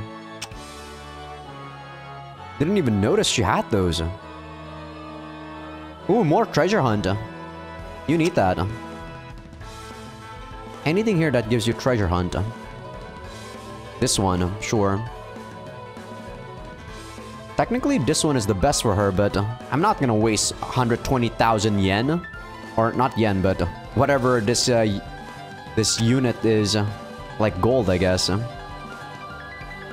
Let's see, what am I gonna give you? Hardy Physique. Yeah, just give him Hardy Physique more. That's what you want. Don't need Helmet Split. Hardy Physique. More Hardy Physique. So that's a 60% damage reduction because of that Hardy Physique thing. More Hardy Physique here and then Forward Guard. That's pretty good. The best one is probably that one, yeah. Okay. So... I'm gonna have to choose someone to use here. Or a team to use that's not the main team. Aphister. I think I'm gonna choose this team actually. Can those guys defend against that? All null. Ugh. The Seer's not gonna do too much damage here. And it also has the Black King and Bolthor. Oh, you need... I need cross null and all null in this team? Fuck. You know what? I think I'm just gonna use that team while everyone else just heals up. I think I'm gonna get rid of the Druid here. And I need Mephisto. Or, sorry, Aristo. Keep calling you Mephisto for some reason. And I think that's good. Everyone just rest up. We're not attacking this turn. We're just defending. Let's go. Shouldn't be too much of an issue. Except for that Hafthor guy. Oh, maybe I should have had double attacks. Or the Bolthor.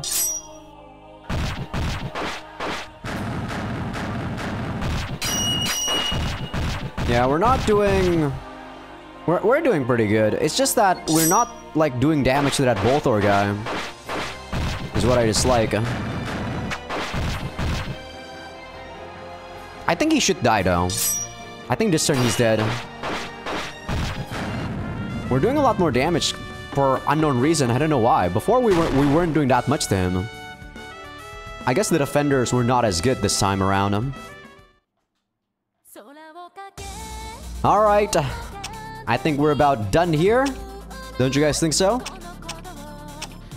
Time to use up our last remaining amount of money and attributes. Or not attribute, resources. You are not at 100.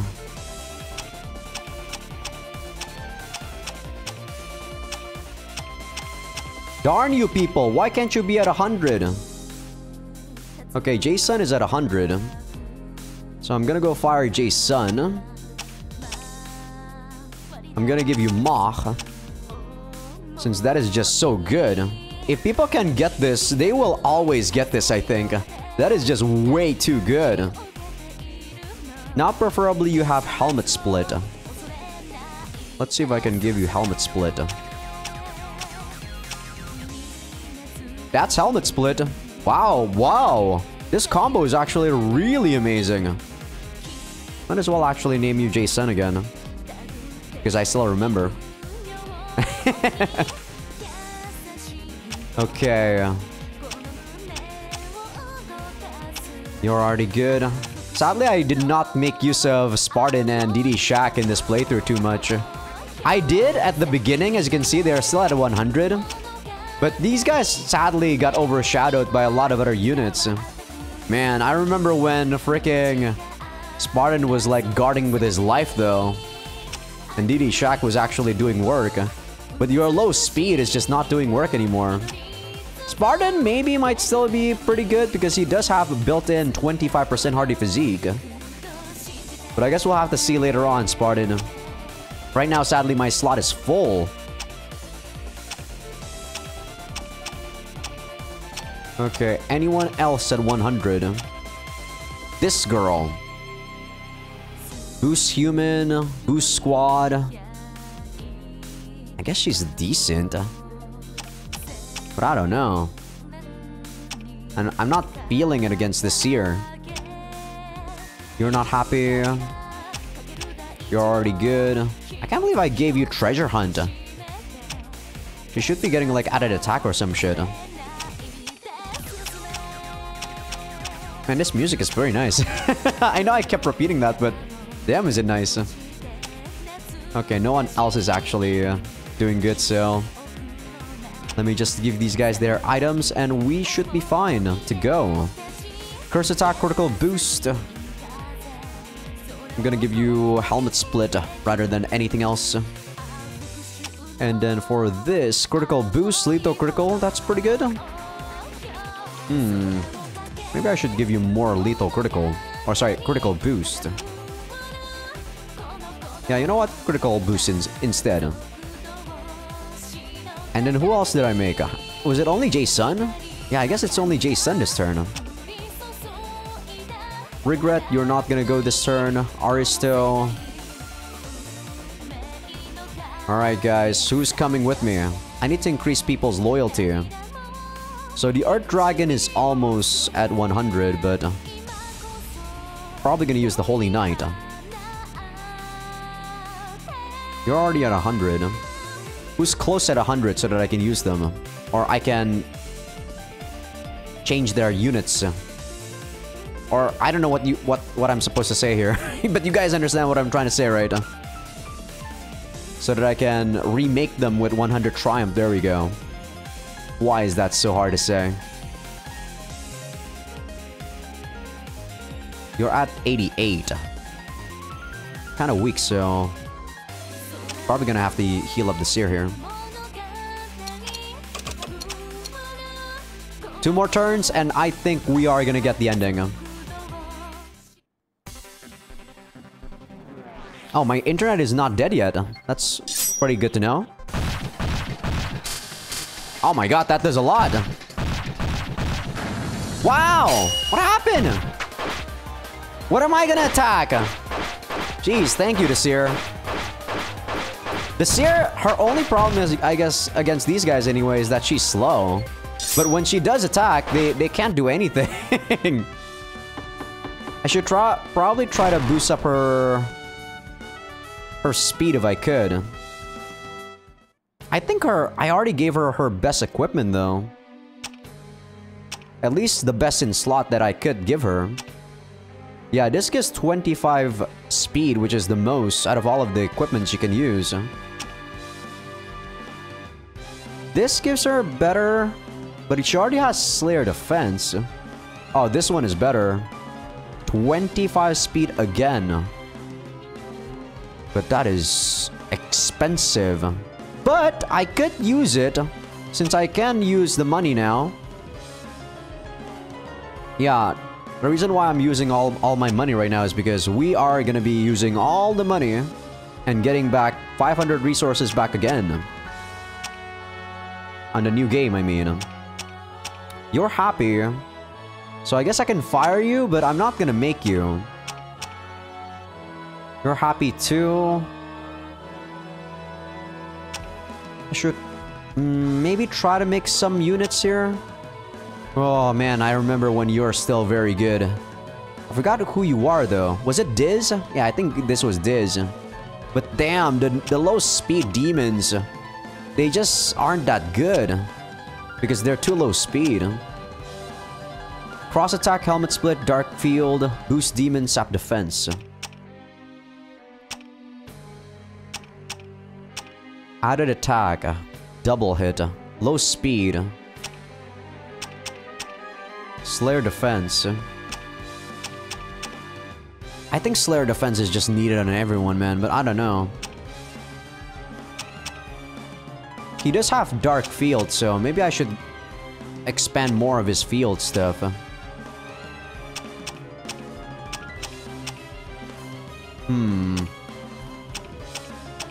Goose Squat, Treasure Hunt, Range Attack. Maybe also Helmet Split.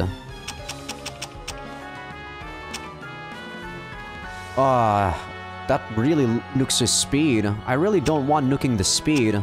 Speed is so important nowadays. I guess I can give you Dark General.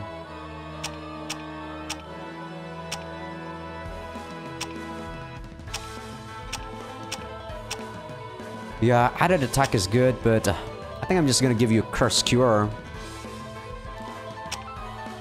That's not the best probably for you, but that's what I'm gonna give you.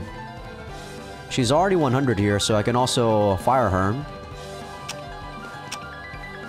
She can't use these, but she can use these ones. So Spell Barrier, Demon Magic, Lightning Field. Probably good to give you more fields. Added attack, dual wielding, lower defense. No, that really nukes it. Suicidal, Deattune. Nope. Critical boost. I could give you lethal critical here. Lethal critical 20 seems okay. Sure. Welcome back, Astarte. The Incubus. The boost woman is actually pretty good on this guy.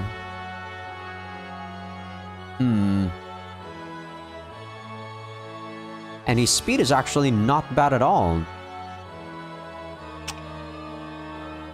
Pierce Null. White Null.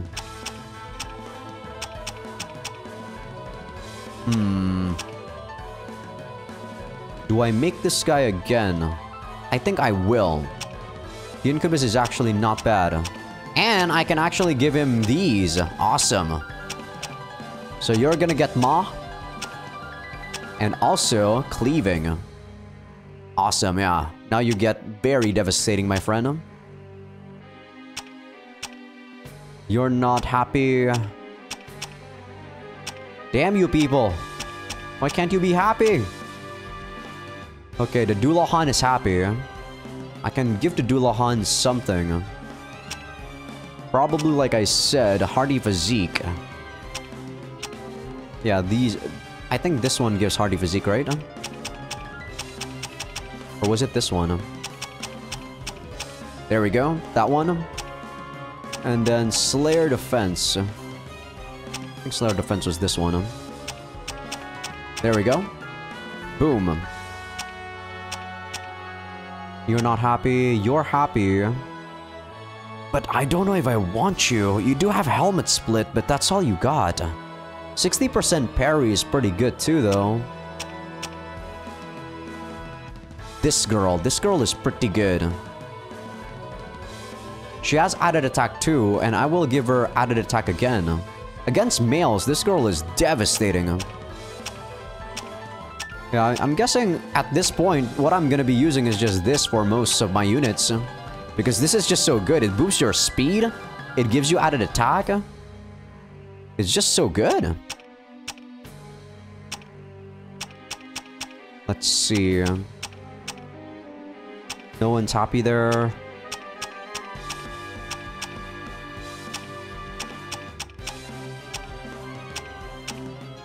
You're not 100. You're 100. Can I give you these though? I cannot. Sadly, I cannot give you those. What should I give you then? I can give you another Helmet Split. I think this gives Helmet Split, right? But that one nukes the speed. I keep forgetting which one gives the good Helmet Split. No, this one isn't good. Critical boost might be... you don't have lethal critical.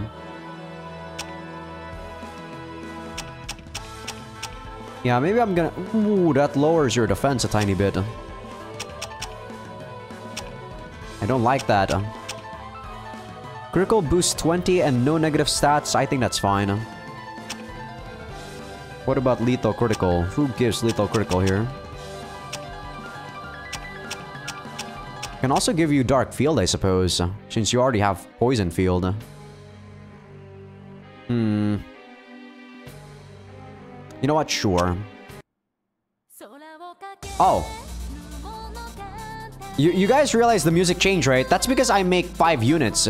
So there's actually a thing where you guys might not you might get I'm not speaking correctly. That you guys might not know is that if you do too many call options and do too many hiring options, you actually progress through the turn.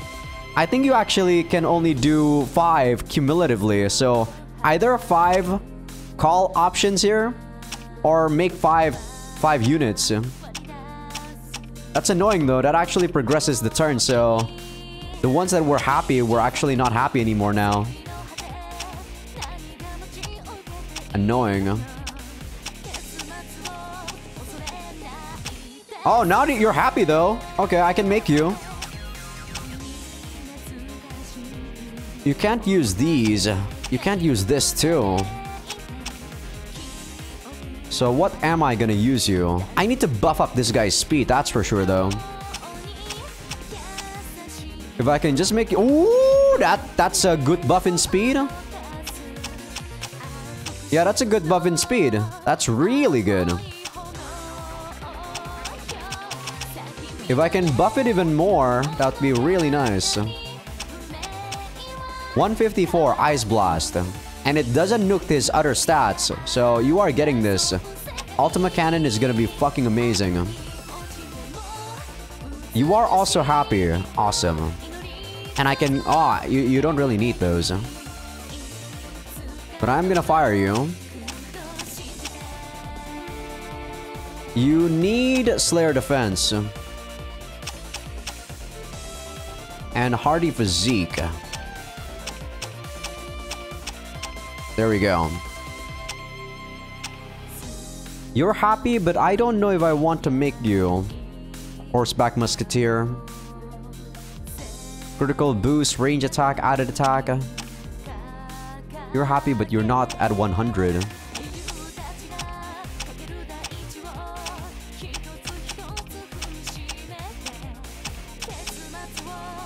Okay, Arsony, I can probably make you.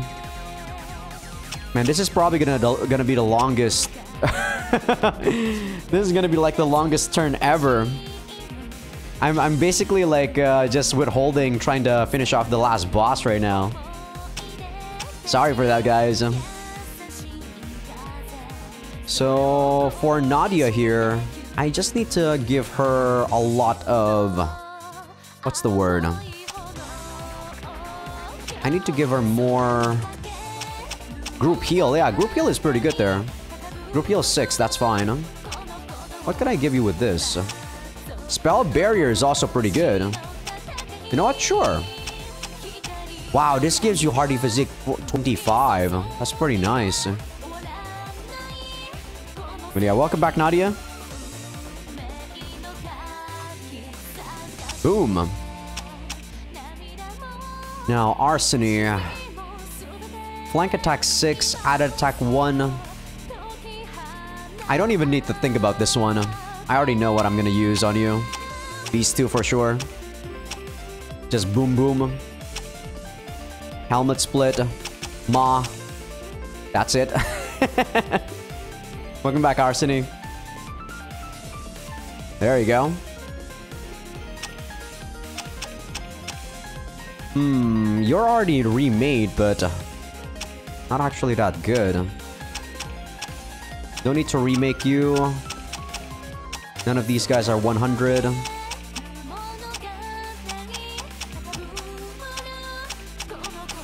None of the dragons are happy. I think we can actually finish off the boss now.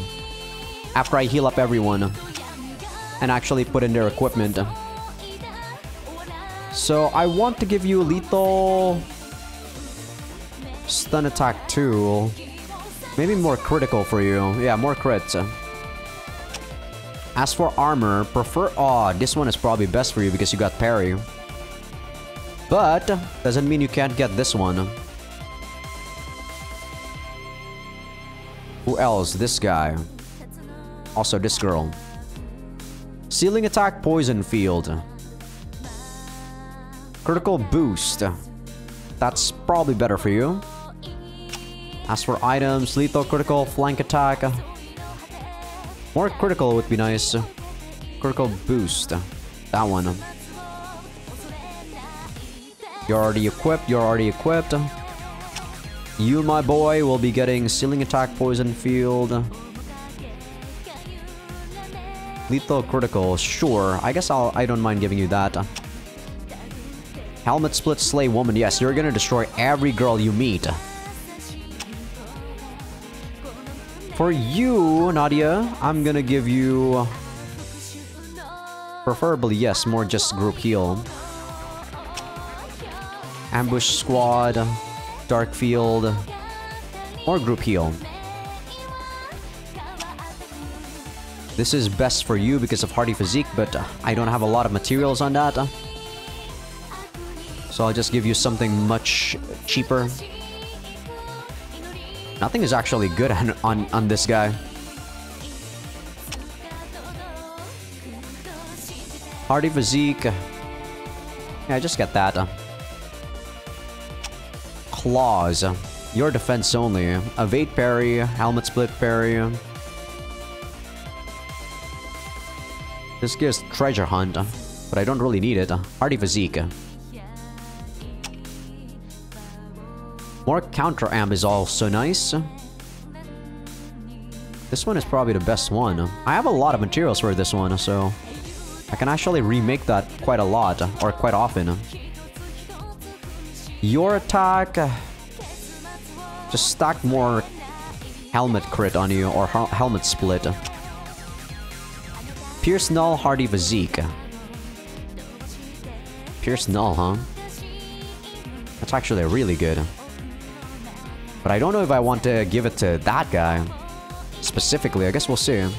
Helmet split, parry. Yes. Counter amp, dragon scales, parry, bounty hunter. Evade, hardy physique. More hardy physique. Yes, don't even have to think. Go get the added attack for this guy. And then... anything that gives a lot of speed. I guess Slayer defense is good on you because you keep getting attacked. 15, 10. Okay, I think we're good to go. I think we are good to go here. Time to finish off the game. Just in case we might need to be fighting again. You don't want to actually have people that are not in the party right now. Just in case.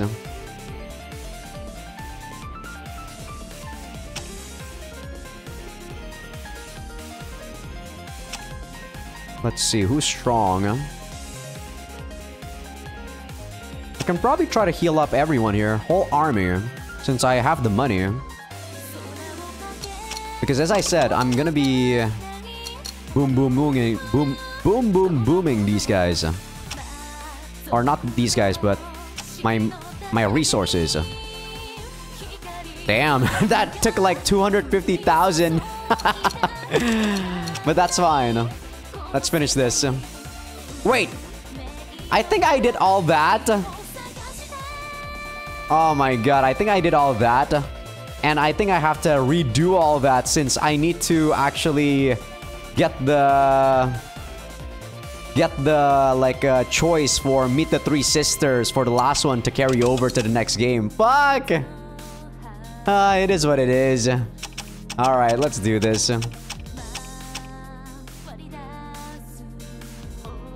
I can't believe that happened. I'm so bad at this game.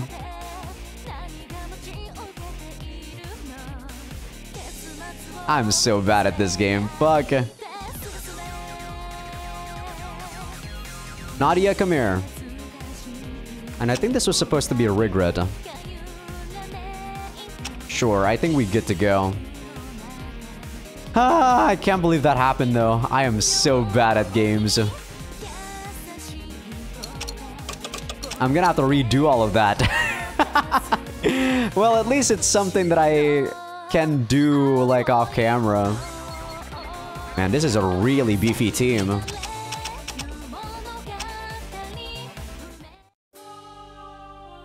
But we should be able to destroy these guys. I can't do all attack because of the Seer or because of Mephisto. Oh, she's dead. Okay. Okay. Okay. Well, you guys are done. You guys are donezo. Jeez, even with my boosted Nadia with the group heal, we are still taking dots like crazy. Ah, nice to see big number. Big number, so good. That's what I'm talking about.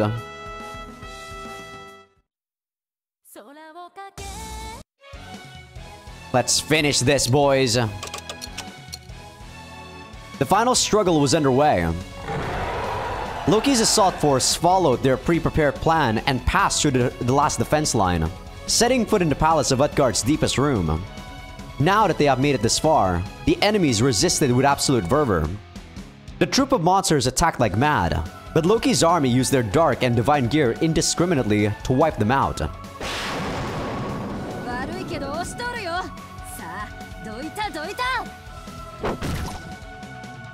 Just save enough divine energy to fight Surt.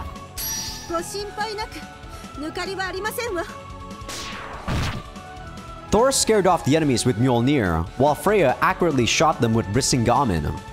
With every flick of her bowstring, an enemy soldier fell.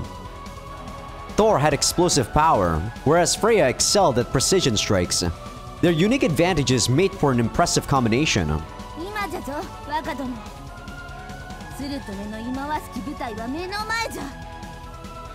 Alright! With Fina and the goddesses in tow, Loki ran straight there. He passed under the hall's archway and gradually approached the room. And then, looking down at the hall from above, Surt stood in the center of the stage.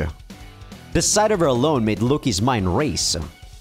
She possessed Sinmara's body, even assimilating her emotions. Playing the role of the world's destructor, the Dark Lord dramatically spread her arms and welcomed Loki's group.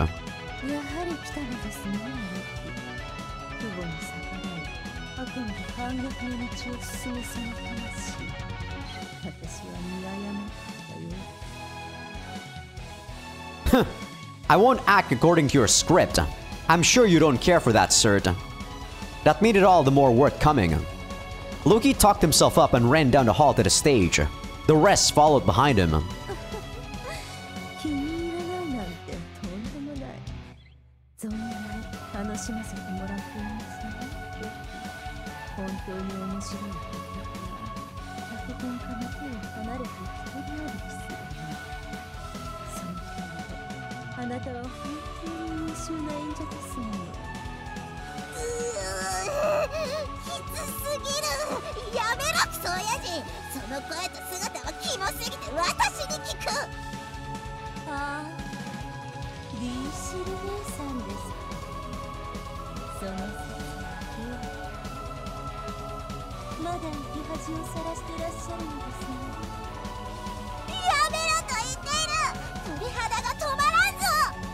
I can't believe Surt is actually also role-playing as Sinmara. It's so creepy. Shh! You can't act like you have the upper hand forever.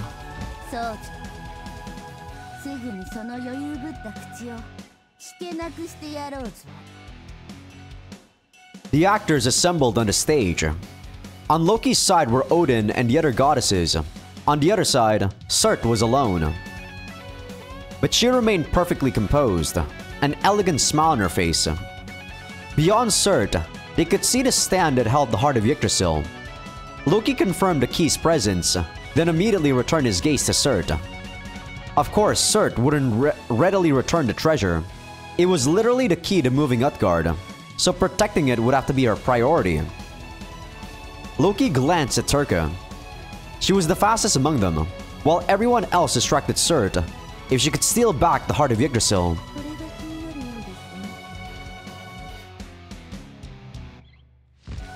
Surt held her hand up to it. A dark magic circle materialized in the air and generated a barrier around the stand. The barrier used the power of the key itself. No ordinary attack would put a dent in it. Loki gritted his teeth. Of course, Surt saw that plan coming.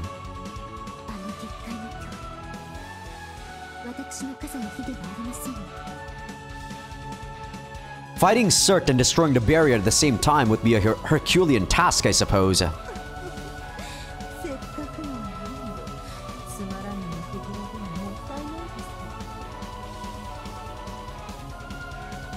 Oh, she's done? Wow.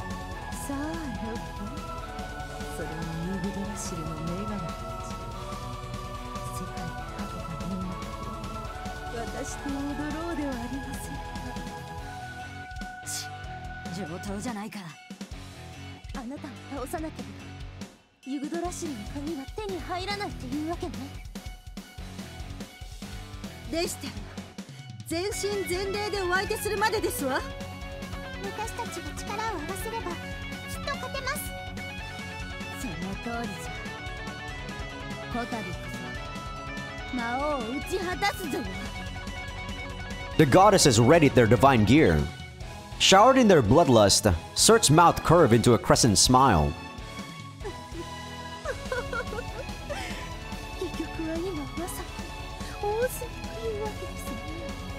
Jeez, her mouth is still creeping me out.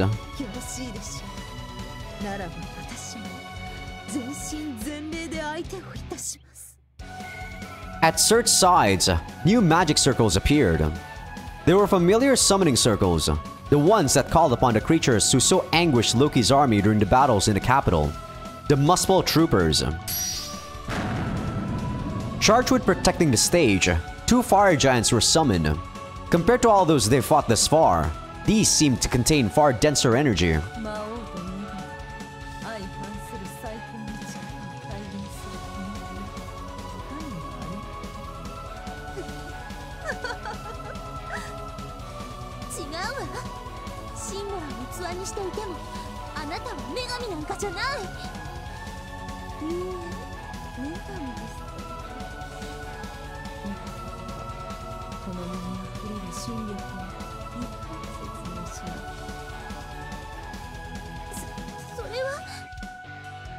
When they last fought, Surt's divine energy seemed lacking compared to her dark energy. But now they were mostly even. The 2 conflicting powers came together into a transcendent light that struck fear into goddesses and demons alike. When she took a battle stance, the energy seemed to warp the air in the stage hall.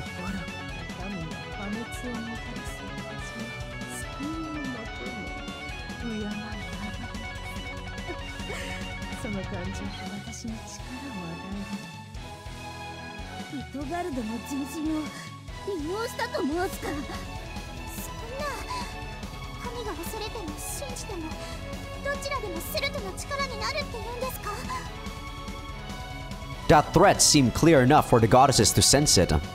They turned pale, overwhelmed by the transcendent being's power. But Loki was unfazed. He stood in the oppressive energy waves until he took a step forward. Huh. The truth has been revealed, Surt. Without humans, the system can't sustain itself. You want to destroy that system to bring the world to ruin, presumably. But you're provoking humanity's fear and desire for a savior to gain power. Isn't that contradictory?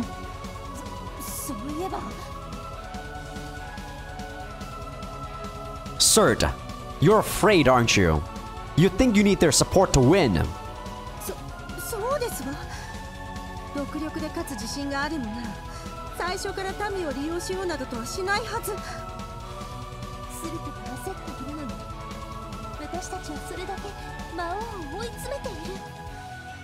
That's right.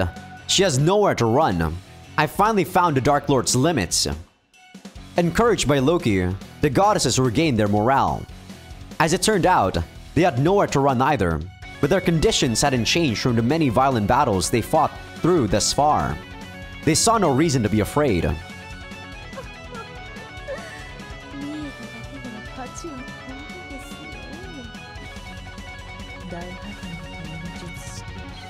間もなく完全に修復される。その前に私を倒すことでそれとも倒れるのはあなたたちのようだ。最後の戦いに行きましょうか。Cert raised her hand and summoned Saegyeon from nowhere. The Muspel trooper let out guttural roars and got in action. Here they come! My team is ready for you, Cert.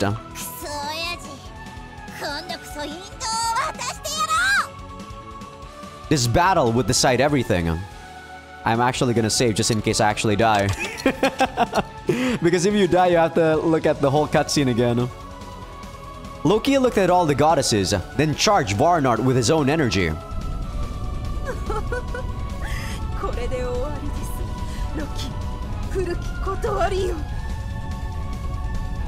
The Dark Lord attacked. He fought back. Oh no. Yeah, you're done, Zil. Is this your limit, Cert? I actually didn't see whether or not he had all attack. No, he still had cross attack, so yeah, you're done, Zil. Boom! Boom! Destroyed.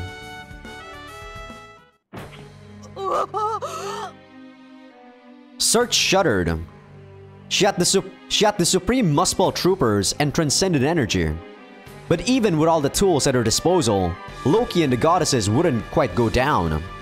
In fact, the first to show signs of weakness was Cert. She was so cornered that her panic progressed into utter disbelief. Now, prepare to die. You aren't going to revive this time. I'll annihilate you without a trace.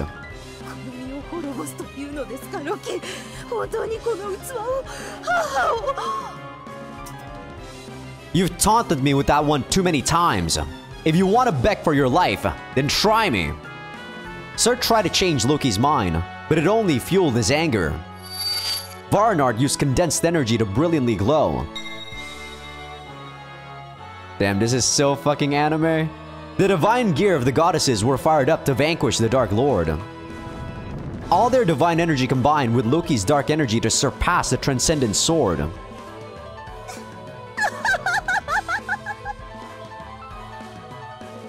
But after all that, the Dark Lord cackled.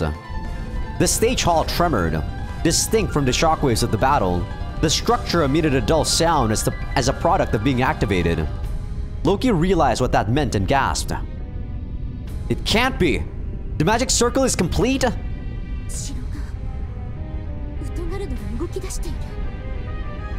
Everyone came to understand when a screen lit up on the ceiling. Past the flowing clouds and rocky islands, Valhalla was in sight. Utgard drew closer with each passing second, and everyone could clearly see it.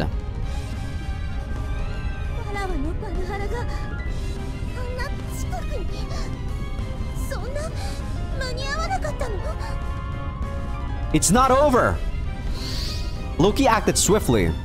He got a hold of himself first and ran up to the stand holding the heart of Yggdrasil. The barrier blocked his path. Not to be stopped, he stabbed the barrier. Now that Varnart had truly awakened, he trusted there was nothing it could not cut. His back was wide open, but there were others there to protect him. Cert approached to try and drag Loki away, but the goddesses banded together and stood in her way.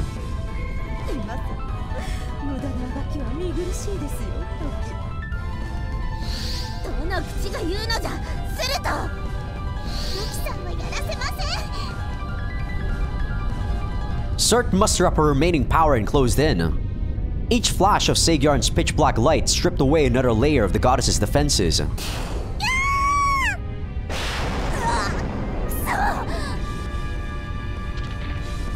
Loki still couldn't break through the barrier. The goddesses were knocked away, leaving only one person protecting his back. It was...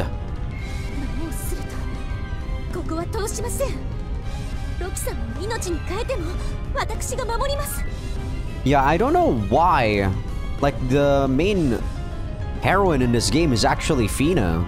Or, you know, the trigger for the true ending is Fina. You'd think that throughout all the times we actually get together with Turka, it would be her, but no.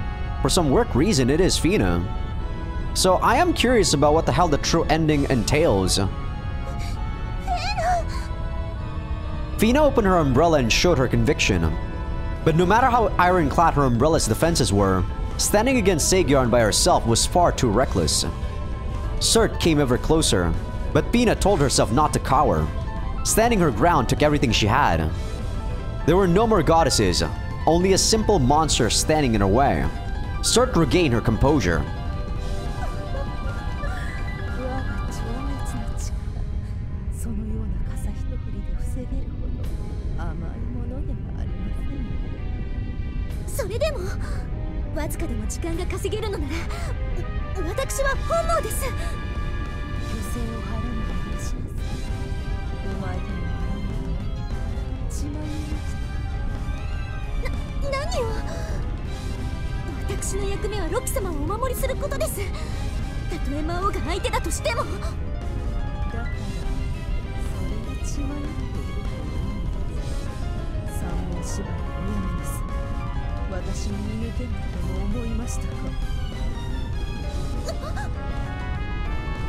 Surt's sneer made Fina inexplicably turn pale. Her umbrella quivered in her hands. Surt picked up on her distress and smiled, then said her name.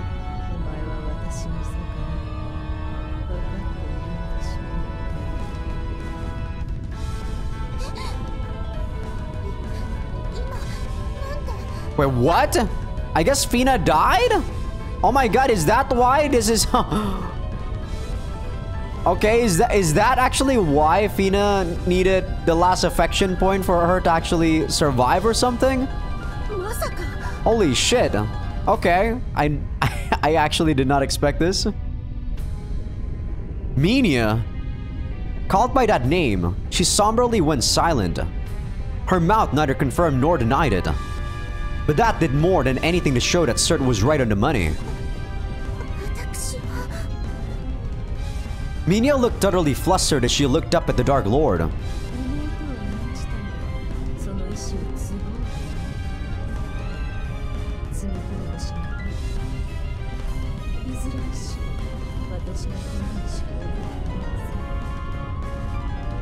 Surt shook her head. Her scornful, pitying eyes gazed down at Minya. Then her free hand slowly beckoned to her.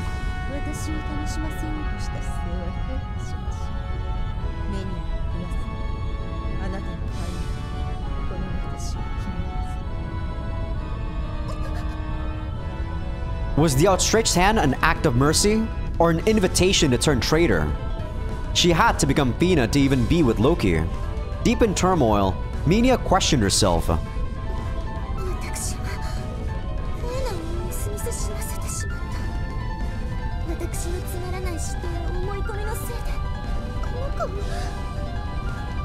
Okay, this twist was actually pretty well done. I did not expect this at all. Holy shit.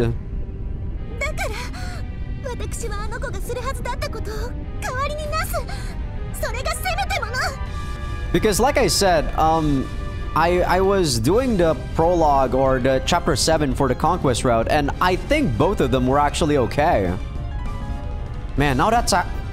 We actually never saw Minya, so now I'm questioning whether or not Minya was actually alive. Or sorry, Fina was actually alive, so...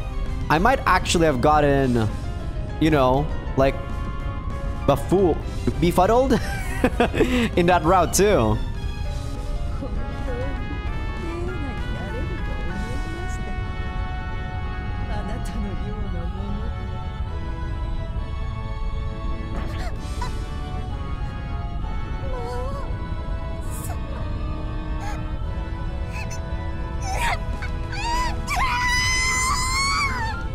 Damn, that's a nice scream.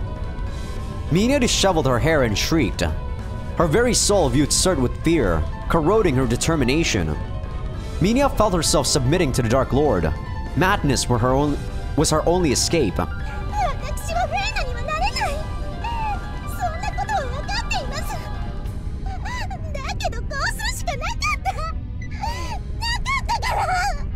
man, they really, like, fucked me up because they had the same voice actor. I didn't even, like...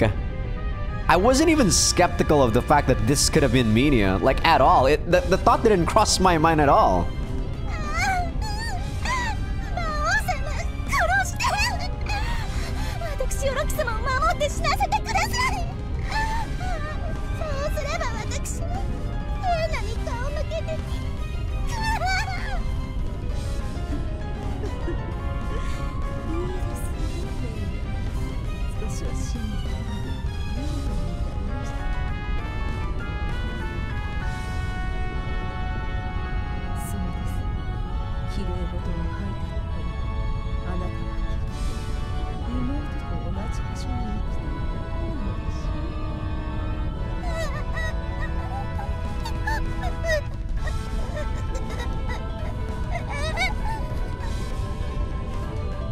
Minya shivered like she had malaria. Why was that suddenly there? What the hell? Her umbrella flimsily shook in her hand, ready to fall at any moment. Like, trying to compare that to malaria is such a weird analogy. But she never moved from that spot. Minya's fear of Surt did paralyze her, but more than that, the desire to sacrifice herself to save Loki had taken hold of her body. When Surt pointed it out, those feelings became obsessive. Her approaching death even put spasmodic smiles on her face. Jeez, that's such a weird word.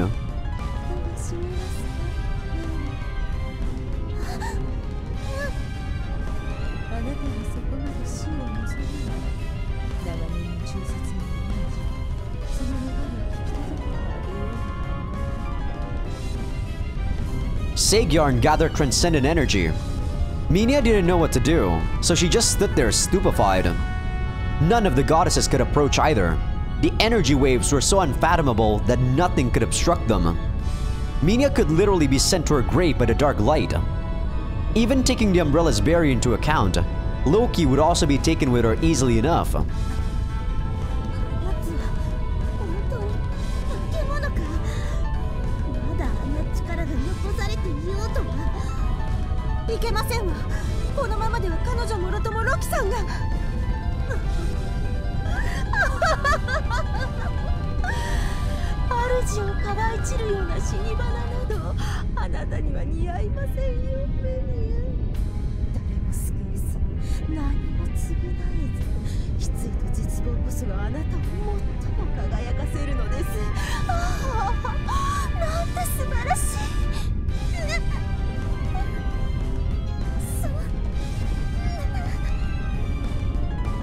Dying for nothing.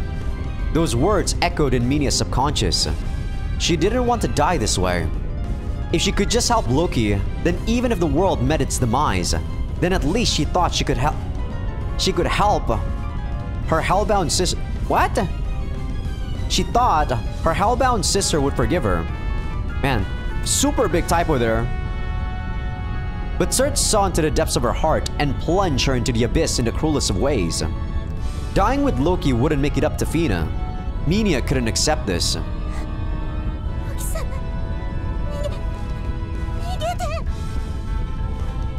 Assuming Loki was behind her, she shakily called out to him. Minya knew Surt wouldn't let it happen, but she had no other option. Her despair-filled eyes looked over her shoulder and...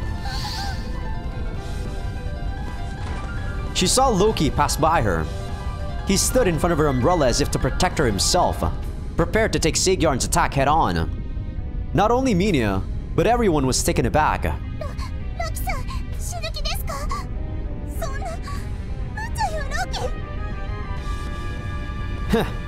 I never thought we'd end up like this, Minya.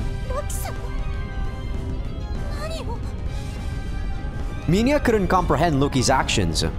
She wasn't Fina. She wasn't worth defending. It was her who pushed Fina to her death, so if anything, she deserved to be despised. And yet Loki tried to take the transcendent light by himself. Her common sense made it unthinkable.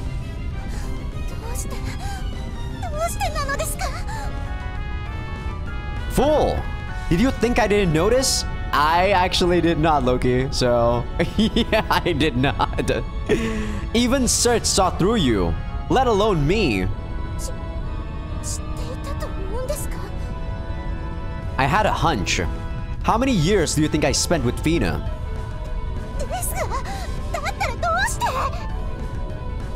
Loki went quiet. He hadn't gotten his thoughts in order either. His decision to take in Fina's imposter was, of course, because he couldn't be sure, but at the same time, the fear of discovering the truth and losing Fina again kept him together. His cowardice led to this situation, a fact that made Loki blame himself. But he had no regrets. Mina's actions would have been taken by Fina were she alive in his mind. So he convinced himself that this Mina was just like Fina, compelling him to stand where he was. If your intent was to lure me into a trap, then I would condemn you. But it wasn't, was it, Mina?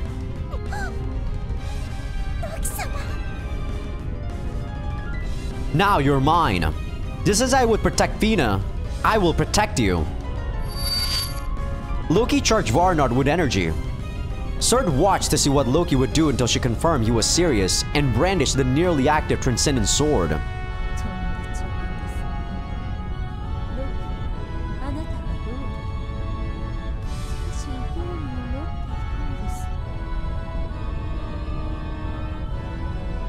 Wow, she's done? I actually thought she was gonna say more. God damn it, I keep saying that this episode.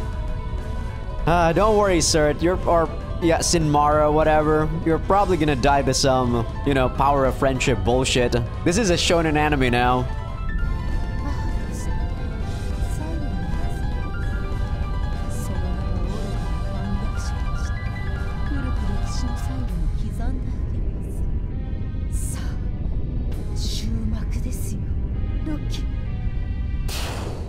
Sagarn slashed downward. The Black Despair. The Veil of Darkness. The final traitor's life would be ended by the curtain that fell over them. Like a giant wall, the pitch-black light dwarfed Loki in size. Loki!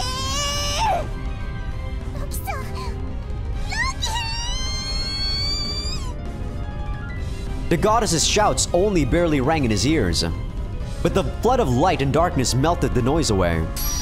Ah! Man, I tried, man. I tried, Loki. I just can't scream. As long as his consciousness would permit it, Loki kept thrusting with Varnard. The darkness contracted. It wafted like murky steam, the vortex of destruction and annihilation abruptly clearing up.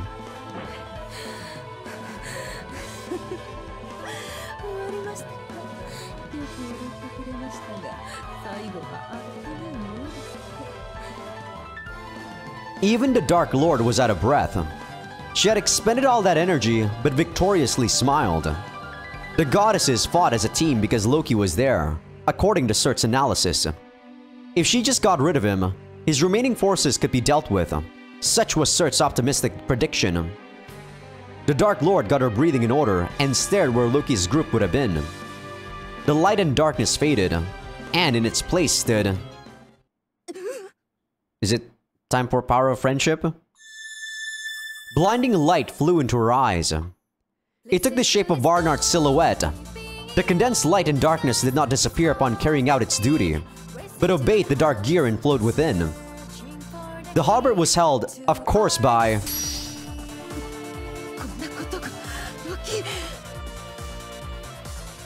You called, Surt? Looks like even you can't hide your shock. Typo? Loki held his halberd straight up in the air and responded. To his side, Mina was dumbfounded. Surprised she was even alive, she looked up at Loki. Loki's dark gear was chaos-hungry Varnard. Its special attributes allowed it to absorb dark and divine energy alike, gluttonously consuming it all. But even the fusion of conflicting elements, the transcendent energy was affected. Clearly, the limits of normal dark gear were surpassed. Compared to the past Loki, and even to Vedrung, he was in a class of his own. If so...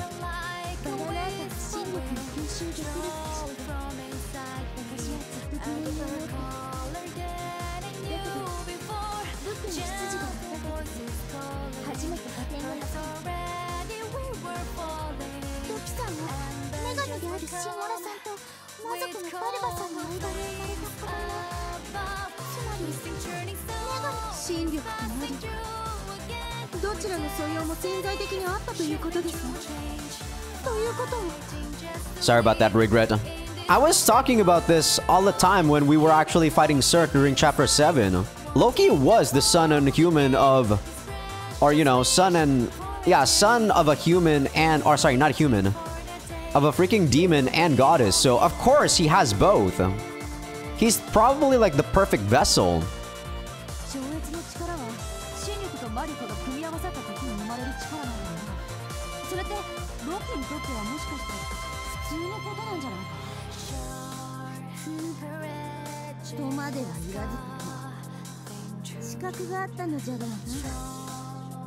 ロキのスペルフーン、若殿は生まれながらの覇王というわけか。これは面白い。そんなことが巫女であるロキが選ばれし者だと私は。Unsealed after so long, Varnard instigated an awakening in its wielder as well. As a hybrid of goddess and demon, he possessed elements of both, giving him the traits needed to rule them all. Conquest was his destiny. Oh! I was actually looking at the guide and it seems if you have Conquest, or you know, the Conquest points more than the Rain points, this actually affects the ending too, so this is super interesting.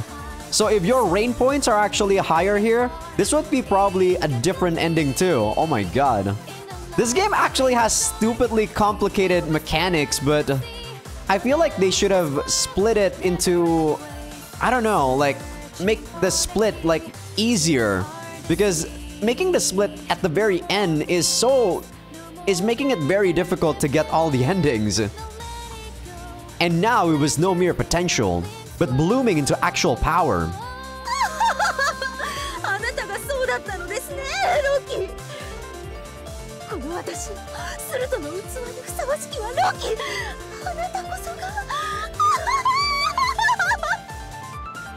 Cirque laughed like mad. She held up Saegyorn, her laughter echoing as she attacked Loki. Her eyes expressed obsession. She was not as transcendent as Loki, making her more laser-focused than ever before. She just had to possess Loki like she did Sinmara. Cirque no longer saw anything but Loki. Her judgment and calm and analytical skills were lost. The Dark Lord became captivated with the complete vessel. However, you want me that much? Too bad, Cirque. I'll have to decline. You're not needed anymore. Be gone, Cirque! Varnard spewed fire. Commanding the transcendent power it absorbed, the blade did not glow black, but instead a bright crimson. Then it struck Cirque. Cirque quickly blocked with Saegyorn, but...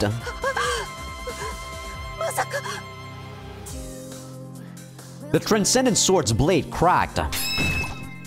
The fearsome force overwhelmed Cirque, splitting both her and Saegyorn in half. Nice scream. She directed a scream like silk being torn at her sworn enemy before it trailed off. Cirque was engulfed in flames. Loki watched his mother's final moments quietly.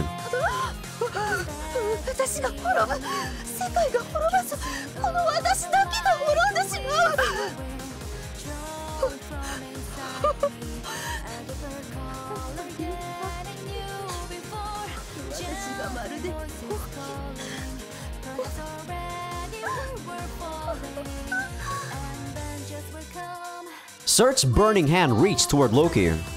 Their eyes met one last time. Her gaze said something about her resentment as a Dark Lord, or her disappointment as a mother. Loki didn't look away, trying to watch as that final light disappeared.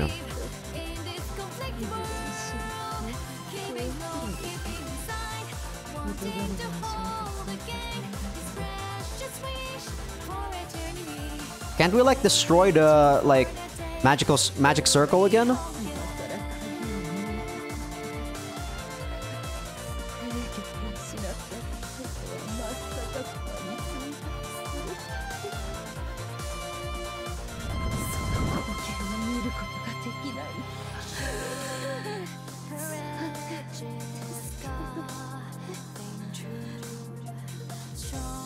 Your regrets mean nothing to me.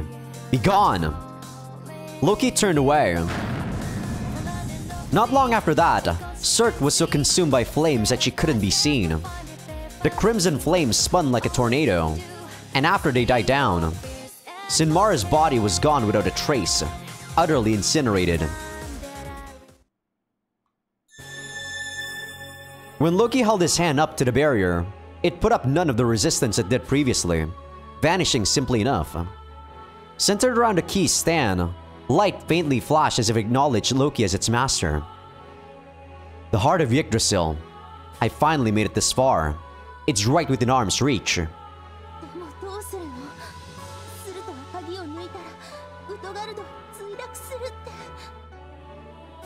Turka came up behind him. All the goddesses were battered. The intense battle with Dark Lord Surt and the Muspel troopers damaged every one of them. But it still wasn't time to rest. Utgard would soon crash into Valhalla. Unless they avoided the approaching destruction, defeating Surt was meaningless. As such, Loki and the goddesses beat themselves into shape, desperately trying to decipher the stage's magic circle. However,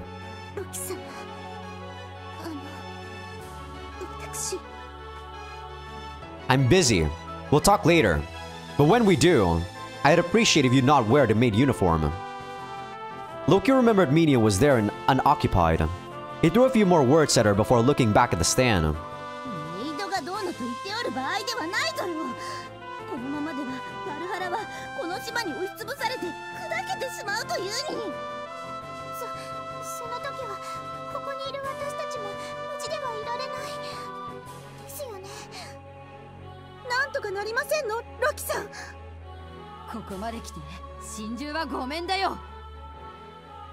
Quiet!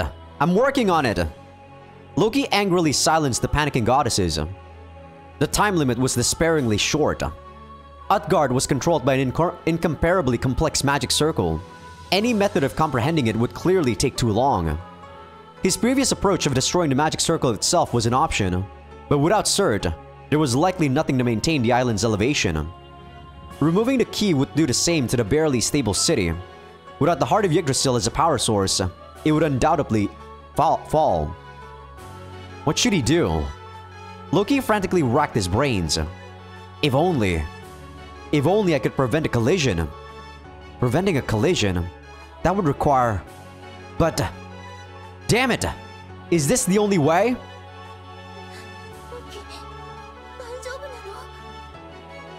Loki stayed silent for so long that Turka nervously spoke up. There was no time to be selective about methods, nor was there time to hesitate. Loki looked over his shoulder at Minia and the goddesses. Utgard will fall to the surface. If we want to avoid mass destruction, that's the only way.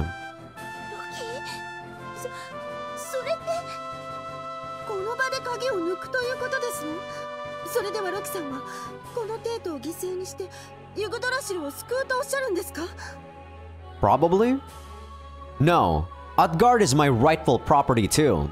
Turning it to rubble on the surface isn't part of the plan. There we go. Freya's bewilderment creeped into her face. Letting Yggdrasil fall, yet keeping the city intact sounded like a self-serving fantasy. But Loki had a vision. Utgard and Yggdrasil. He deserved them both. And saving them both would take a dangerous gamble, but he had to try it. Loki calmly went over his plan. I said I would let Utgard fall, but not that I'd destroy it. What I should do is land it on the surface.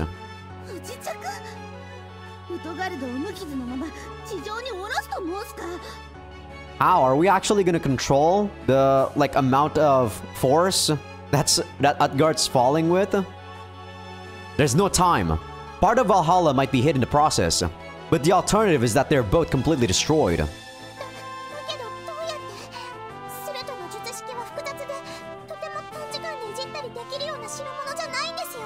Notice that none of the demon girls are actually here. I guess their arc is done after they got the seer. I know, so I'll be making my own magic circle. He said it casually, but that was no simple task. Even Surt couldn't repair his own magic circle without spending days on it.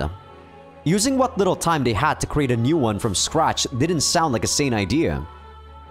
Don't worry, I'll modify Search Magic Circle to divert whatever usable spells it has. That's what I've been analyzing the circle for. いつの間に待つのじゃバカども。たとえ術式を用意できたとしても、島全体を制御するほどの魔力をどこから賄うというのじゃ。The key? That should be obvious. Loki awe-inspiringly grinned and yanked the key out of the stand. なんてこと。これでもう後戻りは。He did say this is a gamble. Of course, and I don't intend to. Loki stared at the treasure in his hand and pointed the tip of the key at his heart. His insufficient energy would be supplemented by the heart of Yggdrasil. Odin understood that much, but Loki's resolve was appalling. She accepted his decision and urged him onward. すぐにムートガルドの落下が始まるぞ。バカども、術式は。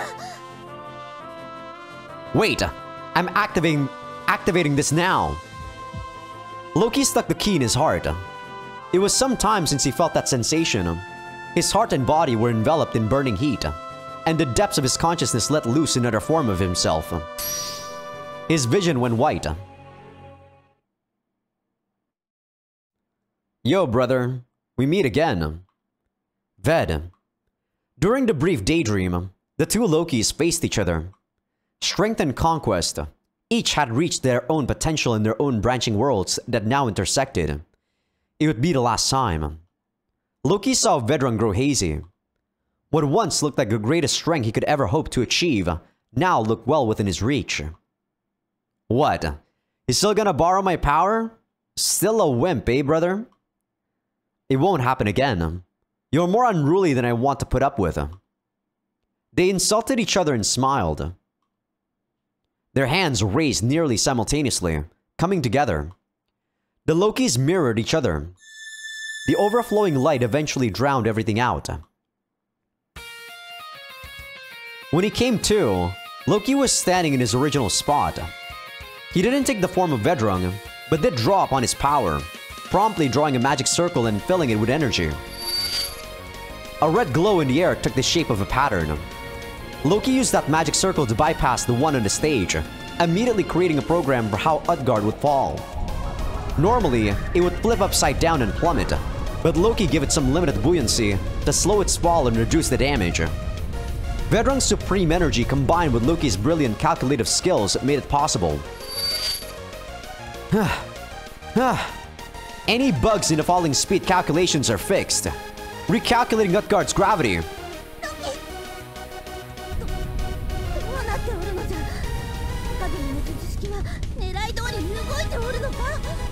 They actually put Vedran's theme song here. This is like the first time we summon Vedran during the Turka fight. I guess this is like Vedran's theme for sure.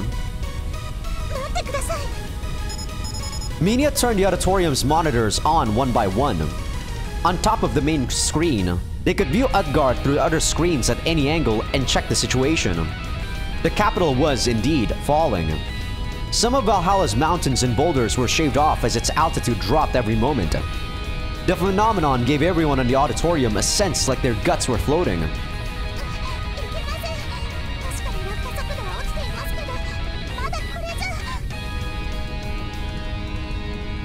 Making the control circle more efficient, simultaneously raising energy output to maximum. Ugh! Not even Vedran's energy was enough. Loki turned the key in his heart more, drawing upon vast power. It took its toll on his body, communicating that it reached its limit. The key constantly flashed.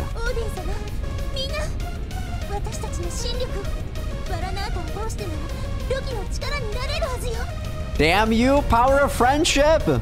I can't wait for the conquest ending. This is too shonen for me, man.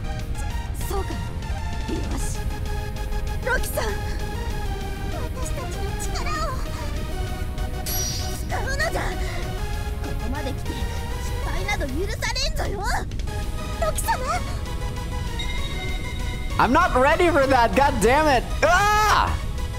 Centered around Loki, there was a vortex of heavenly light. The screen showed Utgard fall slightly slower. They were almost there. The heart of Yggdrasil fell to pieces on Loki's chest. Disfigured, it turned to rainbow-colored particles of light that floated in the air. They rose to the stage hall's tall ceiling, spinning in a spiral pattern. What's this? Utgard's descent stabilized at the target speed. The hastily created magic circle took the form of an orderly torrent of light. Ved. Next thing he knew, the light particle from the key had disappeared. But just before that, Loki thought he heard Vedrung's parting words.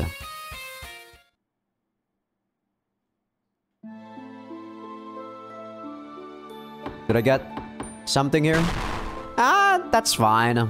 I'll take the C. Okay, I guess this is the epilogue. Let me save the game real quick. Conqueror Loki, yeah. This is I guess that scene actually was not any different, even if you have more Conqueror than Reign points. This is actually when the scene changes when you have more Conquest points. The Conqueror's nation of Yggdrasil was its name. Edda, Thrudheim, Folk, Glads, and Valhalla united, along with Utgard, to establish a new territory. Most of the states were governed by their own guardian goddess, while Utgard had Hel as its Chancellor? I think that's how you say that word? Yeah, Chancellor. But the ruler of them all was Loki Muspelheim, the Conqueror, a fact that was now known throughout the world. After conquering everything, Loki traveled the world in preparation for the day Yggdrasil would fall, trying to set the country's organization in stone.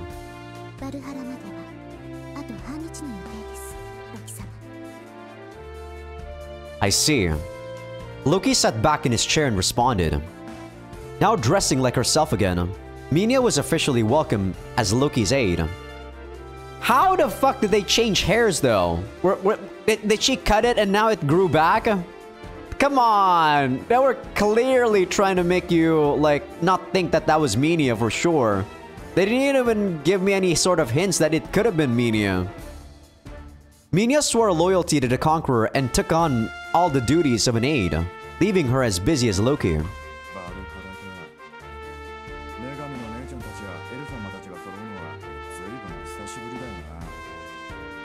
Garm stood by the window and looked out at the scenery. He remained as loyal to Loki as ever, now settled in as the captain of his guards. Some of the goddesses envied his position so much that it seemed to disturb him. At Loki's orders, they bitterly backed down, but they still secretly wished to be by Loki's side at all times.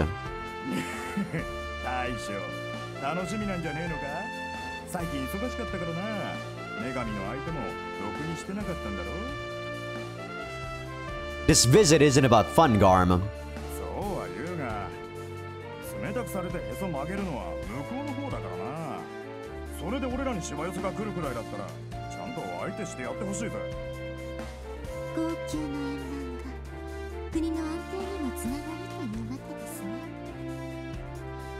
Amused, Minya interjected.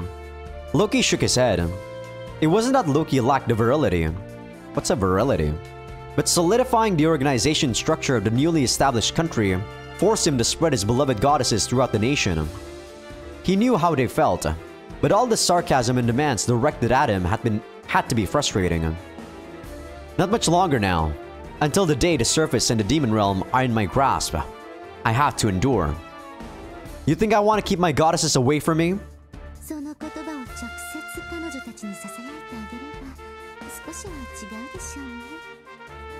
Huh. I've heard enough complaints. You've really been like Fina as of late. Loki's grumbling was received by Minya with a pleased smile. Well, if I have any time in Valhalla, I'll consider having a banquet with the goddesses. If they neglected to reign over their territory because of this, that would be bothersome. Valhalla was the site of a meeting in preparation for the coming calamity. Utgard safely landed on the surface and avoided the imminent crisis, but it wasn't over yet. Now that the heart of Yggdrasil disappeared, the floating continent was fated to one day plummet to the surface. Ah, that's what the calamity is. When that would happen was unclear, but it wasn't far in the future. Loki rushed to get the nation's organization structure in order mostly for that reason. The Seer and a few of her followers immediately descended to the world below, but that was territory Loki rightfully ruled. He wouldn't allow that. ウッドガルドと同様の術式ね、ユグドラシルをロスにしても相当の被害が予想されます。それに乗じて魔界の勢力が仕掛けてくることもあり得るよな。All of those opportunistic nobles will be trounced soon enough. It was the new sovereign's territory. Eventually, the demon realm would also fall under his rule. Loki's lordly ambitions knew no bounds, ever growing. Let me rest until we get there. かしこまりました。バルハラに着きましたらお知らせいたします。 Please do. Loki shut his eyes. He was going to Valhalla for a strategic meeting. That's what his attitude said, but he dreamt of all the goddesses and demons he would see there. Behind Loki's eyelids, visions of the banquet he could only achieve as the conqueror bewitchingly danced by. I wonder if these, like, endings for the characters are only gonna be, like, 8 scenes or something. If so, YouTube probably won't be seeing that as a full episode. I'll probably, like, tack it on over here or something. That day, a new goddess descended upon the world, unbeknownst to Loki. Covered in shining, rainbow-colored bubbles, she was curled up like a fetus as she slowly fell from the sky. She landed on the barren surface. Located on the outskirts of the once capital of the demon realm, the miracle occurred away from public view. The suds around the goddess gently laid her on the surface, then collected together and began to circle above their head. After floating for a while, they eventually remembered their duty and sank into the earth. Is this Turka? The goddess awakened. She sat up and looked around, then wrapped her arms around her naked body and got to her feet. 私は確か爆発ってその後姉さんと話してそれから This is Fina. How did she become a goddess? The goddess deliriously talked to herself, trying to make sense of her hazy memories. She observed her surroundings until she noticed a glistening sprout at her feet. なんでしょうこれはとても暖かくて懐かしい感じがします The sprout responded to the goddess with a faint flash of light. The lovely glow curved her lips into a natural smile. The heart of Yggdrasil transformed into the seed that grew this sprout. Far in the future, it would grow into a great and sacred tree. The story of a holy tree known as Divine Shaft, and the rise and fall of a dynasty descended from a goddess, began at that moment. But the newborn goddess knew nothing of that destiny. She left to search for her master, taking only her first step across the land. What the hell? So, I guess there was supposed to be an extra scene if we actually get the true ending. So you only get that scene if you get Fina's affection to the range of 9 to 11. So we got Fina's affection to 10. Interesting. The Sinmara traveled through the night sky. The world was still in chaos. To get a full grasp on the situation, the Sinmara set sail 1 year ago. Loki saw many things, and he obtained much knowledge that couldn't be found in books. Of course, the journey wasn't trekked by Loki alone. The lengthy expedition around the world was, in truth, also intended to test their relationship. Patreon.com/Azaikyousuke? I don't know whether or not I'm gonna voice act this. But you guys on YouTube won't be seeing this, but Turka is pregnant right now. And we are probably gonna do some pregnant sex. See ya, YouTube. I'm probably not gonna voice act this.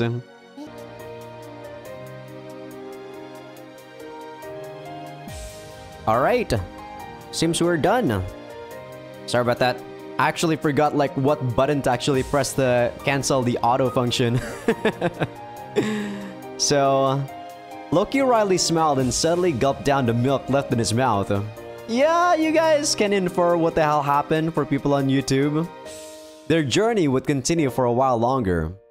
Using the search for knowledge as an excuse, the ship bearing his mother's name flew across a sea of clouds. Wait, that's it? Oh my god, for people on YouTube, that's probably gonna be a very awkward, cut. So the ending scene for the game is actually an H scene with the girl that you pick. I assume all girls that you pick there are gonna end with an H scene. So, Turka, Freya, Odin, Thor, Regret, and the 3 girls. Those girls are probably gonna have a harem because I remember looking at the VNDB page and there was a scene, or there was a CG with all of the girls. So yeah, that's probably gonna be a freaking harem, or you know, like what do you call that? A foreplay. Foreplay? Foursome, there you go. But yeah, overall thoughts. Now that I finished chapter 8, it's still very good. The game is still very good.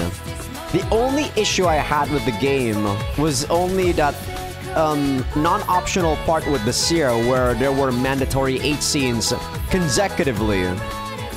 If not for that, I think chapter 8 would have been very good. Even with all of the things that happen, or you know, like all of the things that I had to do with chapter 8, or before chapter 8, right? It was still a very good payoff. The battles were still intense. A lot of the things that Loki did was actually pretty good. The only thing that I disliked was really just that the Seer part. I felt like it was total filler and they really did not need to put it there at all. But yeah, the gameplay of the game is very addictive. The story is pretty much up there with some of the better visual novels, in fact, not just a freaking Nuki game. And that like twist with Fina and Minia, I was like, huh? That really caught me off guard. I did not expect that. But what I do think that needs to be a bit strengthened, or I guess a bit changed, is that maybe they should have changed the antagonist on chapter 8 not to be Farba. Farba was a bit anticlimactic, in my opinion anyway. It feels like he was just there to play a role and that was it, instead of an actual good villain. Cert was alright, but yeah, Farba being his subordinate didn't really make too much of a sense. But other than that, yeah, this route was pretty good. It was a bit more shonen than I would have liked, of course. That's why I hope that the Conquest ending would be a bit more my cup of tea. But we'll have to see for that maybe next week. Tomorrow I'll most likely be getting all of those 8 scenes, or, you know, technically ending for the girls. Which is, like I said, just basically 8 scenes. For people on YouTube, I'll probably not even be showcasing those at all. Like, as you can see, you didn't even see anything on that last part with Turka, right? But they just had some pregnant sex. I still think this music is a bit better than what they played during chapter 8. I don't know why they changed it, because this was a much more epic song.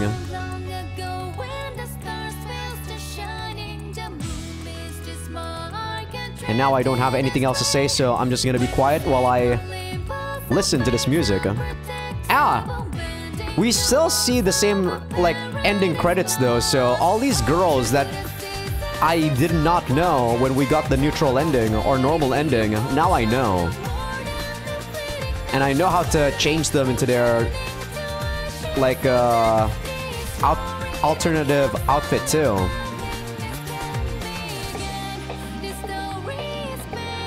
The Overlord's harem.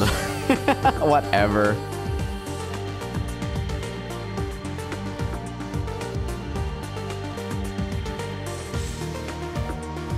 But yeah, there is an ending that changed a tiny bit if you have more rain points than conquest points. So I guess we'll see whether or not I'll do that one or not. I'll probably do it though, to be honest. I mean, I played this game already so much, right? Might as well go for the extra mile. We got a B evaluation because of that last one. Even though I got mostly S too. That's kind of a shame. Carryover clear data. So I'm just gonna... Yeah, I'm probably gonna do this on very hard. Well, this is on the next one, by the way. This is for the conquest route. I still have to do the other endings for people on Patreon. But yeah, for people on YouTube, I don't think you guys will see any of the other endings, if you can even call it that, but it's probably gonna be the same. If, though, I am done with the game before this episode is out, I'll probably put in, or I'll probably compile the true ending along with this ending, or along with this episode, since from what the walkthrough seems to say, it's basically another scene that you get from the other ending, or from this ending, but you just need to have Fina at 12 affection. But yeah, with that, hope you guys enjoyed the episode. Give this video a like if you guys like it, sub if you guys haven't. Patreon will be getting these episodes early access along with everything uncensored. And for people on YouTube, if you guys are not on Patreon yet, do feel free to join me on Patreon as a free member, because that's going to be where I put first episode previews of future playthroughs. And yeah, I will see you guys on the next one. People on Patreon, I will see you guys tomorrow for all of the other quote-unquote endings. And yeah, hope you guys have an enjoyable day.